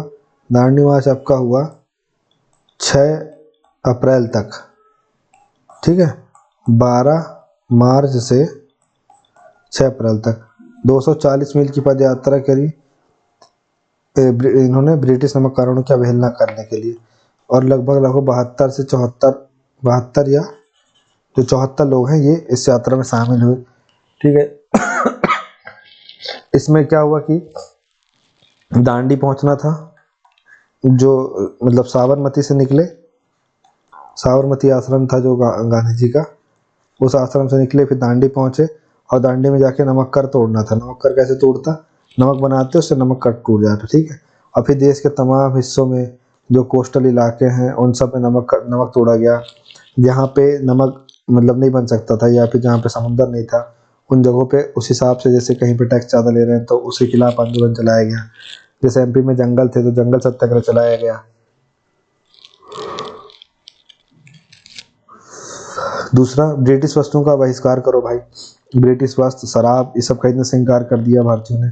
करों का भुगतान नहीं करना है ना, भुगतान ही नहीं करना है, कर ही नहीं देना है, जो करना है करो, हम अवज्ञा कर रहे हैं तुम्हारे कानूनों की। दुकानों पर धरना दे रही महिलाएं, विदेशी सामान, शराब बेचने वाली दुकानों का शांतिपूर्वक धरना दिया जा रहा है। जन भागीदारी, महिलाएं, छात्र, किसान सक्रिय रूप से आंदोलन में शामिल हुए, बट इस बार मुसलमान इसमें शामिल नहीं हुए। क्यों? क्योंकि खिलाफत आंदोलन जब उनका सफल नहीं हुआ तो उनका फिर दिल टूट गया, है ना। और फिर उसके बाद जिन्ना भी यहाँ पे भी दाएं बाएं करने लगे, 14 सूत्री मांगे, 12 सूत्री मांगे, तो उसके चक्कर में भी फिर मुसलमान जो है यहाँ से छरकना शुरू हो गए, किनारे होना शुरू हो गए। इसके बाद आपका आता है पूना पैक्ट, ठीक है। सविनय अवज्ञा हो गया। अब इसके बाद पूना पैक्ट है ना।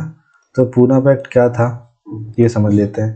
क्या हुआ कि जब 1930 से 1932 के बीच, 31 में, फिर 31 मतलब सॉरी 30 में 1, 30 में सेकेंड, 31 सेकेंड, और 32 में थर्ड, मतलब 3 राउंड टेबल कॉन्फ्रेंस हुई। अब ये राउंड टेबल कॉन्फ्रेंस जो थी, राउंड टेबल कॉन्फ्रेंस, ठीक है, ये क्यों हो रही थी? ये इसलिए हो रही थी भाई साहब, क्योंकि जो साइमन कमीशन आया था, आपको पता था ना, आपको पता है साइमन कमीशन आया था, तो जो साइमन कमीशन आया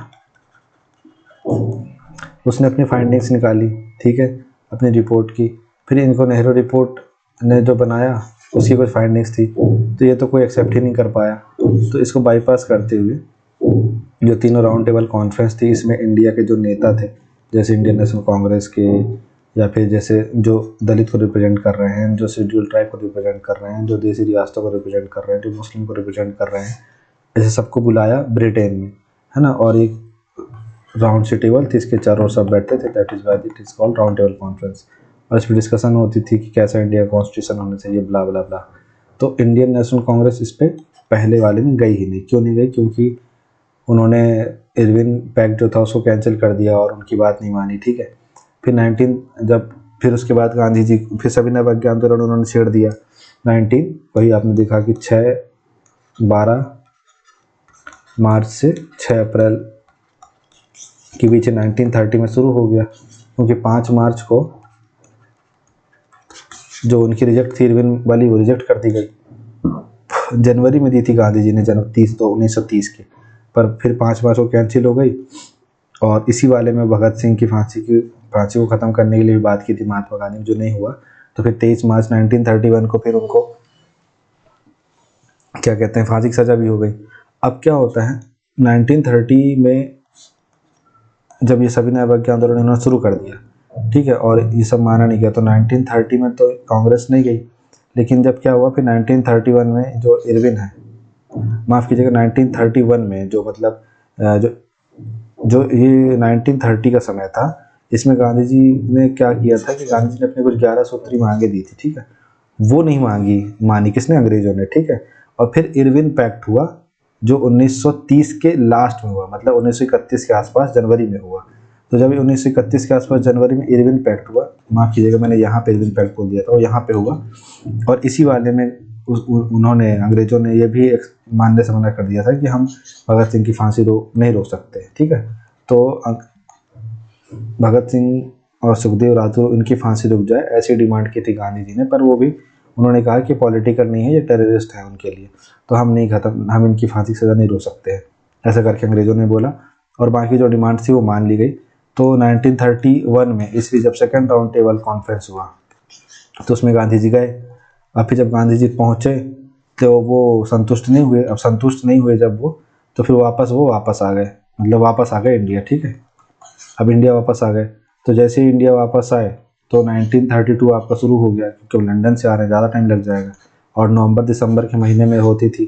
तो वापस आ गए और 1932 में अपना इधर से फिर से उन्होंने सिविल डिसोबिडियंट मूवमेंट चालू कर दिया, ठीक है। अब ये चालू कर दिया। अब इसी दौरान फिर इसके बाद सबको गिरफ्तार किया जाने लगा, और इसी बीच गांधी जी को गिरफ्तार करके पुणे की अरवाड़ा जेल में डाल दिया गया, ठीक है। तो ये पूरी कैसेट थी। अगर आपको एक बार में अभी समझ में नहीं आया हो तो आप पीछे 2-3 बार करके देख लीजिएगा, आपको समझ में आ जाएगा अच्छे से, ठीक। फिर क्या हुआ, तो अब लेकिन जो अम्बेडकर जी ने तो पूरी राउंड टेबल कॉन्फ्रेंस अटेंड की थी, ठीक है। कांग्रेस ने सिर्फ बीच वाली एक अटेंड करी, 1931 वाली, ठीक है। जबकि अम्बेडकर जी जो थे उसमें वो पूरी राउंड टेबल कॉन्फ्रेंस में थे। तो क्या हुआ कि अंग्रेज़ों ने क्या किया कि अंग्रेज़ों ने सोचा कि अब फिर से कुछ ना कुछ भारत में बंटवारा किया जाए। तो इस बार उन्होंने क्या किया कि जैसे 1909 में उन्होंने क्या किया था कि मुस्लिमों को दे दिया था सेपरेट इलेक्टोरेट, फिर 1990 वाले में क्रिश्चियंस को दे दिया, है ना, इस टाइप से एक्सपांड कर दिया। तो इस बार उन्होंने यही चीज़ करने की सोची, किसके खिलाफ, शेड्यूल कास्ट के खिलाफ, दलितों के खिलाफ, ठीक है। तो उन्होंने ये किया कि दलितों को सेपरेट इलेक्टोरेट दे दिया जाए। अब सेपरेट इलेक्टोरेट में ये होता था कि जैसे मान लीजिए कोई शेड्यूल कास्ट सीट है, अब शेड्यूल कास्ट सीट में तो जो कैंडिडेट खड़ा हो सकता है वो सिर्फ शेड्यूल कास्ट ही होगा, लेकिन वोट देने वाला भी शेड्यूल कास्ट होगा, ये तो गलत है ना। ये वाला सिस्टम इधर भी चलने वाला था जो यहाँ चल रहा था। इसके खिलाफ में महात्मा गांधी खड़े हो गए, बोले भाई साहब ये नहीं होने देंगे अपन, ठीक है। आप रिलीजन बंटवारा हो जाए अलग है, ठीक है, इस्लाम अलग रिलीजन है, ठीक है, हिंदुइज्म अलग रिलीजन है, क्रिश्चियन अलग रिलीजन है, ये ठीक है, आप इधर जो कर रहे थे इधर ठीक है, लेकिन आप ये हिंदुइज्म के अंदर ही घुस के आप इसको बांटने में लग जाओगे तो ये चीज़ गलत है। और अंबेडकर साहब को तो उस दौरान सिर्फ इससे मतलब था कि उन्हें इससे मतलब है कि उनकी जो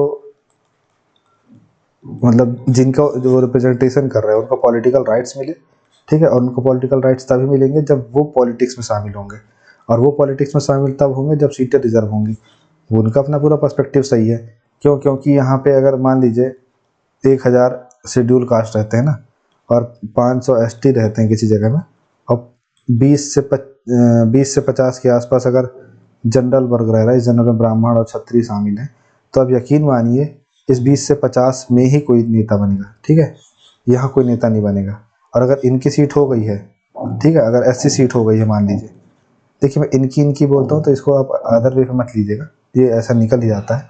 पर अगर मान लीजिए एसटी सीट है या एससी सीट है, ठीक है, तो अगर एससी एसटी की सीट रिजर्व है और कोई इनमें से कोई खड़ा हो रहा है, तो भी इनके बैक एंड में कोई जनरल वर्ग तो होगा ही होगा, ठीक है। आप जितनी भी मध्य प्रदेश में शेड्यूल ट्राइब और शेड्यूल कास्ट सीट होगी ना, विधायक लेवल पे, वो आप देख लीजिएगा, उनका यही हाल होता होगा। आपके ज़िले का कोई ज़िला जो अध्यक्ष होगा जनरल कास्ट का, भाजपा का जिला अध्यक्ष होगा, कांग्रेस का जिला अध्यक्ष होगा, वही उसको रन कर रहा होगा। ठीक है, तो पूना पैक्ट अब कहाँ से आ गया? तो हुआ यही कि वो सेपरेट इलेक्टोरेट की बात कर दी, तो गांधी जी पूना जेल में थे उस समय, ठीक, और गांधी जी इसके खिलाफ अनशन में बैठ गए और उन्होंने कहा कि नहीं नहीं, मैं ये नहीं होने दूंगा, आप सीट रिजर्व कर दो उनके लिए, लेकिन सेपरेट इलेक्टोरेट तो कतई नहीं होने दूंगा मैं। और उसके लिए वो बैठ गए अनशन में। और फिर अम्बेडकर जी भी ऐसे थे, हठी थे, और गांधी जी तो महाहठी आदमी थी। मतलब ये तो पुष्पा तो गांधी जी के आगे बहुत सस्ता वर्जन है। मतलब सेकेंड पुष्पा 2 में हरगिज झुकेगा नहीं साल आया ना। मतलब गांधी जी तो ये डायलॉग भी नहीं मारते थे, क्योंकि अपन को तो हरगिज का मतलब किसी भी कीमत वाला सीन है। तो अब अम्बेडकर जी को फिर मदन मोहन मालवीय अन्य लोग समझाते हैं भाई कि अगर ये ख़त्म हो गए ना, तो समझिए कि सब कुछ आपके ऊपर आ जाएगा, फिर आप संभाल नहीं पाएंगे इस चीज़ को। तो फिर अम्बेडकर जी झुक गए और अम्बेडकर जी ने कहा कि ठीक है। तो नेताओं के बीच समझौता हुआ। दलित वर्गों के लिए राजनीतिक प्रतिनिधित्व को मुद्दे को हल करने के लिए महात्मा गांधी और अम्बेडकर के बीच 24 सितंबर 1932 को पूना पैक्ट हुआ। डेट याद रखना आप, एमपीपीएससी ऐसे ही करता है। अलग निर्वाचन क्षेत्रों का उन्मूलन हुआ। दलित वर्गों के लिए समान निर्वाचन क्षेत्र में आरक्षित सीटों के साथ ब्रिटिश द्वारा प्रस्तावित अलग निर्वाचन क्षेत्रों को बदल दिया गया। ठीक है, मतलब समान निर्वाचन क्षेत्रों में आरक्षित सीटें कर दी गई इनके लिए। फिर इनके लिए सीट भी बढ़ा दी गई, 71 से बढ़ाकर 148 कर दिया गया। ठीक है, इसके बाद सामाजिक और आर्थिक सहायता। इस समझौते ने दलित वर्गों की सामाजिक और शैक्षिक स्थितियों में सुधार के प्रयासों को सुनिश्चित किया। और पांचवा, राष्ट्रीय एकता पर प्रभाव पड़ा इससे। समझौते ने सामाजिक विभाजन को रोका और ब्रिटिश औपनिवेशिक शासन के खिलाफ व्यापक लड़ाई में हिंदू एकता को मजबूत किया। आप समझिए कि कितनी बड़ी चीज़ थी कि मतलब अगर गांधी जी उस समय इसके लिए अनशन में नहीं बैठते, तो आप समझिए कि कितनी बड़ी चीज़ होती कि आज के ज़माने में कहीं schedule caste schedule tribe seat होती। मैं यही नहीं कह रहा हूँ कि अब वो तो फिर देखिए देश आज़ाद हो जाता है, चुनाव चीज़ें बदल जाती, वो तो अलग हो जाती, लेकिन इससे कितना बड़ा एक इम्पैक्ट आ जाता कि एक ही धर्म के अंदर बहुत सारी चीज़ों का बंटवारा हो जाता। तो ये चीज़ होने से बचाई गांधी जी ने। ठीक है, फिर इसके बाद क्या हुआ, वो आपका पूना पैक्ट हो गया, फिर सविनय अवज्ञा खत्म हो गया, फिर आपका 1935 का एक्ट आया। फिर क्या हुआ, देखिए 1919 में हुआ था वर्ल्ड वॉर ख़त्म फर्स्ट। अब क्या हुआ, हिटलर भाई साहब अपनी चला रहे थे खूब मनमानी। ठीक है, ये मनमानी चलाते चलाते चलाते क्या हुआ, 1939 में पोलैंड में हमला कर दिया हिटलर ने। ठीक है, पूरा ग्रेट जर्मनी बना रहा था भाई साहब ये। ठीक है, तो पोलैंड को निपटा दिया। अब जैसे पोलैंड को निपटाया तो हो गया।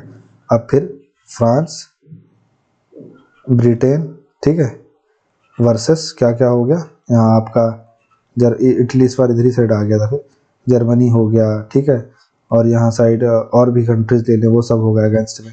तो एक वर्ल्ड वॉर सेकंड चालू हो गया। ठीक, अब वर्ल्ड वॉर सेकंड चालू हो गया तो भाई आप हमारे देश में हो, हम आपके देश में नहीं हैं। तो अंग्रेज़ों ने क्या किया कि बिना बताए क्या किया कि भारतीयों को शामिल कर लिया। मतलब भारतीयों को भी इसमें इंक्लूड कर लिया कि हाँ भाई भारतीयों को भी समर्थन है, जबकि हमारा कोई समर्थन नहीं था। तो इसलिए 1939 में सारे मतलब कांग्रेस की जो सरकारें बन चुकी थी राज्यों में, उन सब से रिजाइन कर दिया कांग्रेस ने। ठीक है, और फिर इसके अगेंस्ट में एक आंदोलन चलाया, व्यक्तिगत सत्याग्रह, कि भाई नहीं हम मतलब जो है हम इस चीज़ के समर्थन में नहीं हैं और हम आपका बिल्कुल विरोध करते हैं कि आपने हमसे कोई परमिशन नहीं ली है, और जब आपको हमसे अगर परमिशन लेना है तो आप हमें राजनीतिक अधिकार दीजिए, उसके बाद हमसे परमिशन लीजिए और हम आपको पूरी परमिशन देंगे। अब इस व्यक्तिगत सत्याग्रह में क्या हुआ, अब यहाँ से देखिए, अब यहाँ से चालू हो जाएगा व्यक्तिगत सत्याग्रह, फिर क्विट इंडिया मूवमेंट, फिर आपका कैबिनेट मिशन, फिर आपका माउंटबेटन प्लान, फिर आपका फिर इंडिपेंडेंस एक्ट 1947। ठीक है, तो क्रोनोलॉजी याद रखना। अब इसके पहले एक बेबल प्लान वगैरह भी आएगा। तो इसकी अवधारणा उत्पत्ति क्या थी, 1940 में महात्मा गांधी द्वारा बिना किसी परामर्श के सेकेंड वर्ल्ड वॉर में भारत की जबरन भागीदारी के विरोध में शुरू हुआ। यहाँ महात्मा गांधी कर लीजिए या इंडियन नेशनल कांग्रेस कर लीजिए। फिर दूसरा अहिंसक विरोध। यह एक अहिंसक आंदोलन था जिसमें व्यक्तियों ने अपने बोलने के अधिकार का दावा करने के लिए शांतिपूर्ण तरीके से विरोध किया। मतलब बोलने के अधिकार की बात चल रही थी। इस आदमी को क्या था, इस आदमी को प्रदर्शन करना था, कोई भी हिंसात्मक प्रदर्शन नहीं करना था। और अगर इसे रास्ते में गिरफ्तार नहीं किया जाता है तो उसे दिल्ली जाना है। ठीक है, मतलब दिल्ली तक उसे मार्च करना है, कहीं से भी निकलो दिल्ली जाओ। ठीक है, तो दिल्ली चलो का नारा और यहाँ पे बोलने की स्वतंत्रता का जो अधिकार है उसकी उसकी पुष्टि के लिए, उस चीज़ की प्राप्ति के लिए यह सत्य व्यक्ति का सत्याग्रह चल रहा था। तो इसमें प्रथम सत्याग्रह विनोबा भावे हुए, उसके बाद जवाहरलाल नेहरू हुए, फिर ब्रह्मदत्त हुए। ऐसे करके कंटिन्यू सत्याग्रही थे, एक निकला फिर दूसरा निकलता फिर तीसरा जाता। इसके बाद सीमित दायरा जन आंदोलन के विपरीत यह एक व्यक्तिगत विरोध था, जिसमें प्रतिभागियों को सामूहिक गिरफ्तारी के बिना विरोध व्यक्त करने की अनुमति मिली थी। ठीक है। नैतिक दृष्टिकोण क्या था? इस आंदोलन का उद्देश्य अनुशासन बनाए रखते हुए भारत के शांतिपूर्ण विरोध को प्रदर्शित करना था। ठीक है। तो आपको क्विट इंडिया मूवमेंट में ये बेसिक चीज़ याद रखनी है।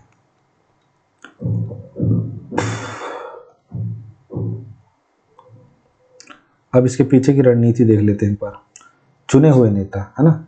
गांधी जी ने विरोध का नेतृत्व करने के लिए विनोबा भावे, जवाहरलाल नेहरू जैसे भरोसेमंद व्यक्तियों का सावधानी पूर्वक चयन किया कि जब इनको गिरफ्तार कर लिया जाए तो थाने जाके कुछ बोल भी सके।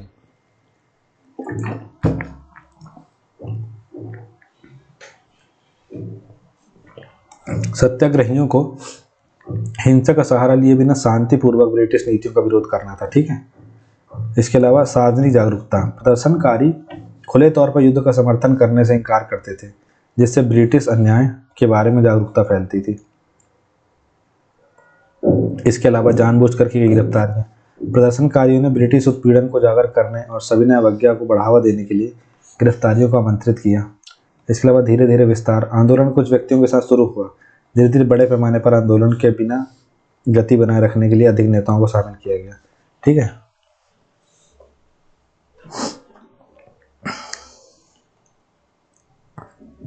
अब इसके बाद देखिए भारत छोड़ो आंदोलन आ गया। ठीक है। व्यक्तिगत सत्याग्रह खत्म हुआ, फिर अंग्रेजों ने कुछ कुछ चीज़ें बोली कि हाँ भाई हम ये करेंगे वो करेंगे। तो क्या हुआ कि उसके लिए मार्च में आया आपका क्रिप्स मिशन। ठीक है। 1942 में क्रिप्स मिशन आया। इसमें कितने लोग थे? इसमें स्टोफर्ड क्रिप्स अध्यक्ष था, एवी अलेक्जेंडर, स्टोफर्ड क्रिप्स, एवी अलेक्जेंडर और पैथिक लॉरेंस। ठीक, ये 3 लोग इसमें थे। अब इन्होंने जब प्रस्ताव लाया उसमें मेन चीज़ उन्होंने लिखा कि भारत को हम डोमिनियन स्टेटस बनाएंगे, और वही कब बनाएंगे? After world war, second world war and. तो गांधी जी ने इसे कहा ये तो पोस्ट डेटेड चेक है। नेहरू जी ने कहा ये तो दीवार पे एक ठुकी हुई कील है जिसका दोबारा युद्ध नहीं हो सकता। तो भाई साहब वर्ल्ड वॉर 2 1945 में ख़त्म हो गया, तो मुझे 1946 में पता चला, लेकिन 1943 में मुझे कैसे पता चलेगा, 1942 में मुझे कैसे पता चलेगा कि वर्ल्ड वॉर 2 कब ख़त्म होगा? जब कोविड चल रहा था तो हमें पता था क्या कि कोविड कब ख़त्म होगा? हम जब ख़त्म हो जाएंगे तब हमारे घर वालों को पता चलेगा ना कि हम इस बार मतलब 1900 हम 2034 में ख़त्म हो गए। तो 2036 में जो हमारे घर वाले हैं वो बोलेंगे ना, अरे 2034 में ख़त्म हुआ है। लेकिन 2024 में बोल सकते हैं क्या अभी कि हाँ 2034 में ख़त्म होगा? तो ये अंग्रेज़ तो उल्टी सीधी बात करते थे। तो वो जो पैथिक लॉरेंस और वो ये सब लेकर के जो क्रिप्स मिशन लेकर के आए थे, तो क्रिप्स मिशन में उन्होंने डोमिनियन स्टेटस दिया। मतलब डोमिनियन स्टेटस जब हम मांग रहे थे 1916 में हम मांग रहे थे डोमिनियन स्टेटस, तो भाई साहब 1942 में हमको डोमिनियन स्टेटस दे रहे हैं। मतलब अल्हम्दुलिल्लाह, क्या ही बोले। तो ये भारत छोड़ो आंदोलन। अब देखिए ये 8 अगस्त 9 अगस्त, ये आपको बहुत अच्छे से याद होगा MPPSC का इशू। अब आप समझ लेना इसको, 8/9 लिख के आ जाना आप। भारत छोड़ो आंदोलन की शुरुआत महात्मा गांधी ने 8 या 9 अगस्त 1942 को भारतीय राष्ट्रीय कांग्रेस के बॉम्बे अधिवेशन में की थी। मतलब MPPSC का बस चले ना, छोड़िए। तत्कालिक कारण, यह क्रिप्स मिशन की विफलता और द्वितीय विश्व युद्ध के दौरान ब्रिटिश शासन के प्रति बढ़ते सार्वजनिक असंतोष का कारण शुरू हुआ था। इसमें नारा था गांधी जी का करो या मरो। ठीक है। मतलब जब ऐसे ही होता है ना, जब आप अब 30 के आसपास पहुंच जाते हैं और आपका सिलेक्शन नहीं हुआ है, मेंस भी नहीं निकला है, तो आपके जीवन में ही भारत छोड़ो आंदोलन जैसे ही हो जाता है, घर छोड़ो आंदोलन शुरू हो जाता है। जन विद्रोह, इस आंदोलन में पूरे देश में व्यापक हड़तालें, बहिष्कार और सविनय अवज्ञा के कार्य हुए। ब्रिटिश दमन, अंग्रेजों ने क्रूर बल का इस्तेमाल किया, गांधी और प्रमुख कांग्रेस नेताओं को गिरफ्तार किया, फिर भी स्थानीय विद्रोह जारी रहा। तो ये हुआ क्यों आपको पता चला? क्रिप्स मिशन की विफलता और सेकेंड वर्ल्ड वॉर के दौरान ब्रिटिश शासन के प्रति बढ़ते अत्याचार की वजह से हुआ। अब इसकी रणनीति क्या थी? वही अहिंसक नारा भले दे दिया करो या मरो का। करो या मरो का मतलब ये करो या मरो है नारा, है ना, करो या मारो नहीं है नारा। मतलब मर जाओ या करो, और हो ना निराश, करो मन को, कुछ काम करो, कुछ काम करो। अहिंसक प्रतिरोध, आक्रामक नारे के बावजूद गांधी ने अहिंसक सविनय अवज्ञा को मुख्य रणनीति के रूप में महत्व दिया। ठीक। नेतृत्वहीन आंदोलन, जो क्या हुआ था, ऑपरेशन जीरो आवर चलाया और 9 अगस्त को जितने कांग्रेस के नेता थे सबको गिरफ्तार कर लिया, तो सब लीडर ही गायब हैं, तो प्रमुख नेताओं की गिरफ्तारी हो गई। फिर जो आंदोलन स्थायी नेता और जमीनी स्तर पर जो लामबंदी पर बहुत अधिक निर्भर रहा, जैसे उषा मेहता, ठीक है, आपके इसके बाद अरुणा आसफ अली और नरेंद्र नाथ दत्त और आपके जेपी नारायण, राम मनोहर लोहिया, इन सब लोगों ने बहुत बहुत भूमिका निभाई इस मतलब आंदोलन में, जमीनी स्तर पर जो चला। ठीक है, उषा मेहता ने तो रेडियो शुरू किया था। फिर बहिष्कार किया भारतीय स्कूलों का, कार्यालयों का, अदालतों का, ब्रिटिश संस्थानों का, और समानांतर सरकारें बन गई, जैसे बलिया में, मिदनापुर में, यहाँ सतारा में, यहाँ सब तो क्रांतिकारियों ने समानांतर सरकारें तक खड़ी कर ली। ठीक है, जो अपना खुद का साम्राज्य चल रहा है इनका भाई। इसके पश्चात जन आंदोलन, आंदोलन ने छात्रों, श्रमिकों, किसानों, इनकी भागीदारी को प्रोत्साहित किया, जिससे व्यापक सार्वजनिक भागीदारी सुनिश्चित हुई। तो ये भारत छोड़ो आंदोलन के पीछे की रणनीति थी। ठीक है, अब आगे देखते हैं माउंटबेटन प्लान। ठीक है, अब माउंटबेटन, इसके पहले कैबिनेट प्लान है, वो सब अपन कॉन्स्टिट्यूशन वाले पोर्शन में देखेंगे, यहाँ उसकी जरूरत नहीं है। माउंटबेटन प्लान क्या है भाई साहब? जून 1947 में भारत के अंतिम British viceroy lord Louis Mountbatten द्वारा भारतीय राष्ट्रीय कांग्रेस और मुस्लिम लीग के बीच राजनीतिक गतिरोध को हल करने के लिए रखा गया एक प्रस्ताव था, है ना। माउंटबेटन क्या था? आखिरी अपने गवर्नर जनरल बने, वायसराय बन के आए, जून 1947 में आए। ठीक है, क्या हुआ, फरवरी मई मार्च के महीने में, नहीं लगभग हाँ ऐसे ही आसपास में अंग्रेजों ने बोल दिया भैया कि अब हम ना संभाल पाएंगे भारत, अब हम छोड़ के चले जाएंगे, या तो हम आपको देसी रियासतों को सौंप के चले जाएंगे या किसी को सौंप के चले जाएंगे, हम यहाँ से निकल जाएंगे। तो फिर माउंटबेटन आए कि भाई इनका वो करो। अच्छा देखिए, एक चीज़ याद रखिएगा, व्यक्तिगत सत्याग्रह के बाद जैसे क्या हुआ, अगस्त प्रस्ताव आया। ठीक है, ये मैंने बताना भूल गया था। अगस्त प्रस्ताव के बाद आपका क्रिप्स मिशन आया, क्रिप्स मिशन के बाद आपका वेबल प्लान आया, वेबल प्लान के बाद आपका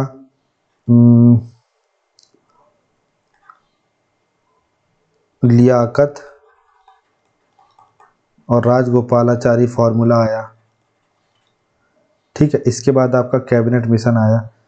इसमें किसी में भी पाकिस्तान बनाने की बात नहीं बोली गई। ठीक है, ये आप बहुत अच्छे से याद रखिएगा, देश का विभाजन करने की बात किसी पे भी नहीं बोली गई।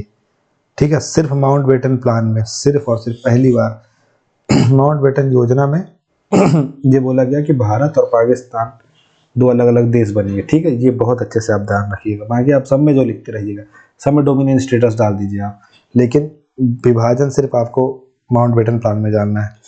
इसकी मुख्य विशेषता क्या थी? भारत का विभाजन। इस योजना में ब्रिटिश भारत को दो स्वतंत्र प्रभुत्वों, भारत और पाकिस्तान में बांट दिया गया। स्वतंत्रता 15 अगस्त भारत और 14 अगस्त पाकिस्तान। रियासतों की पसंद, रियासतों को भारत या पाकिस्तान में से किसी एक में शामिल होना था या स्वतंत्र रहने का विकल्प दिया गया था। अब अपने पटेल साहब तो स्वतंत्र रहने नहीं देंगे। वहीं सीमा आयोग, है ना, रेड क्लिफ के नेतृत्व में एक सीमा आयोग की स्थापना हुई, भारत और पाकिस्तान के बीच सीमाओं का सीमांकन किया। कैसे सीमांकन किया भाई साहब ने? ये नक्शा है ना, ये काट दिए, ये सीमांकन हो गया, है ना। तो आपने देखा होगा वो एक पिक्चर, बेगम जान, शायद बेगम जान ही है ना उस विद्या बालन जिसमें, या दिव्या दत्ता है, तो बेगम जान का आधा घर पाकिस्तान आधा घर भारत हो जाता है।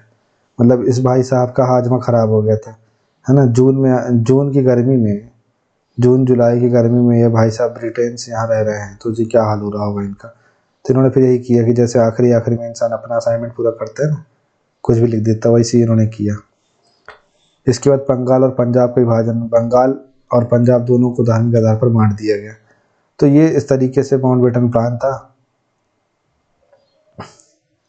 इसके बाद माउंटबेटन योजना का क्या परिणाम हुआ?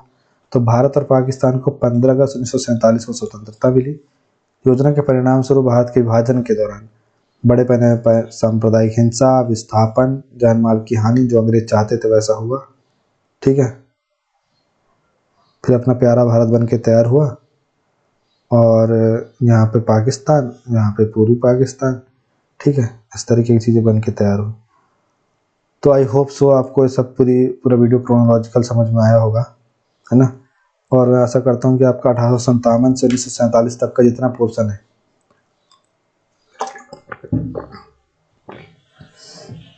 वो पूरा कंप्लीट हो गया होगा। इस वीडियो को आप 2 से 3 बार देखेंगे, आपको सारे फैक्ट्स, आपके जितने इंपॉर्टेंट क्वेश्चन है सब क्लियर हो जाएंगे। तो thank you so much for watching this video. Have a nice day.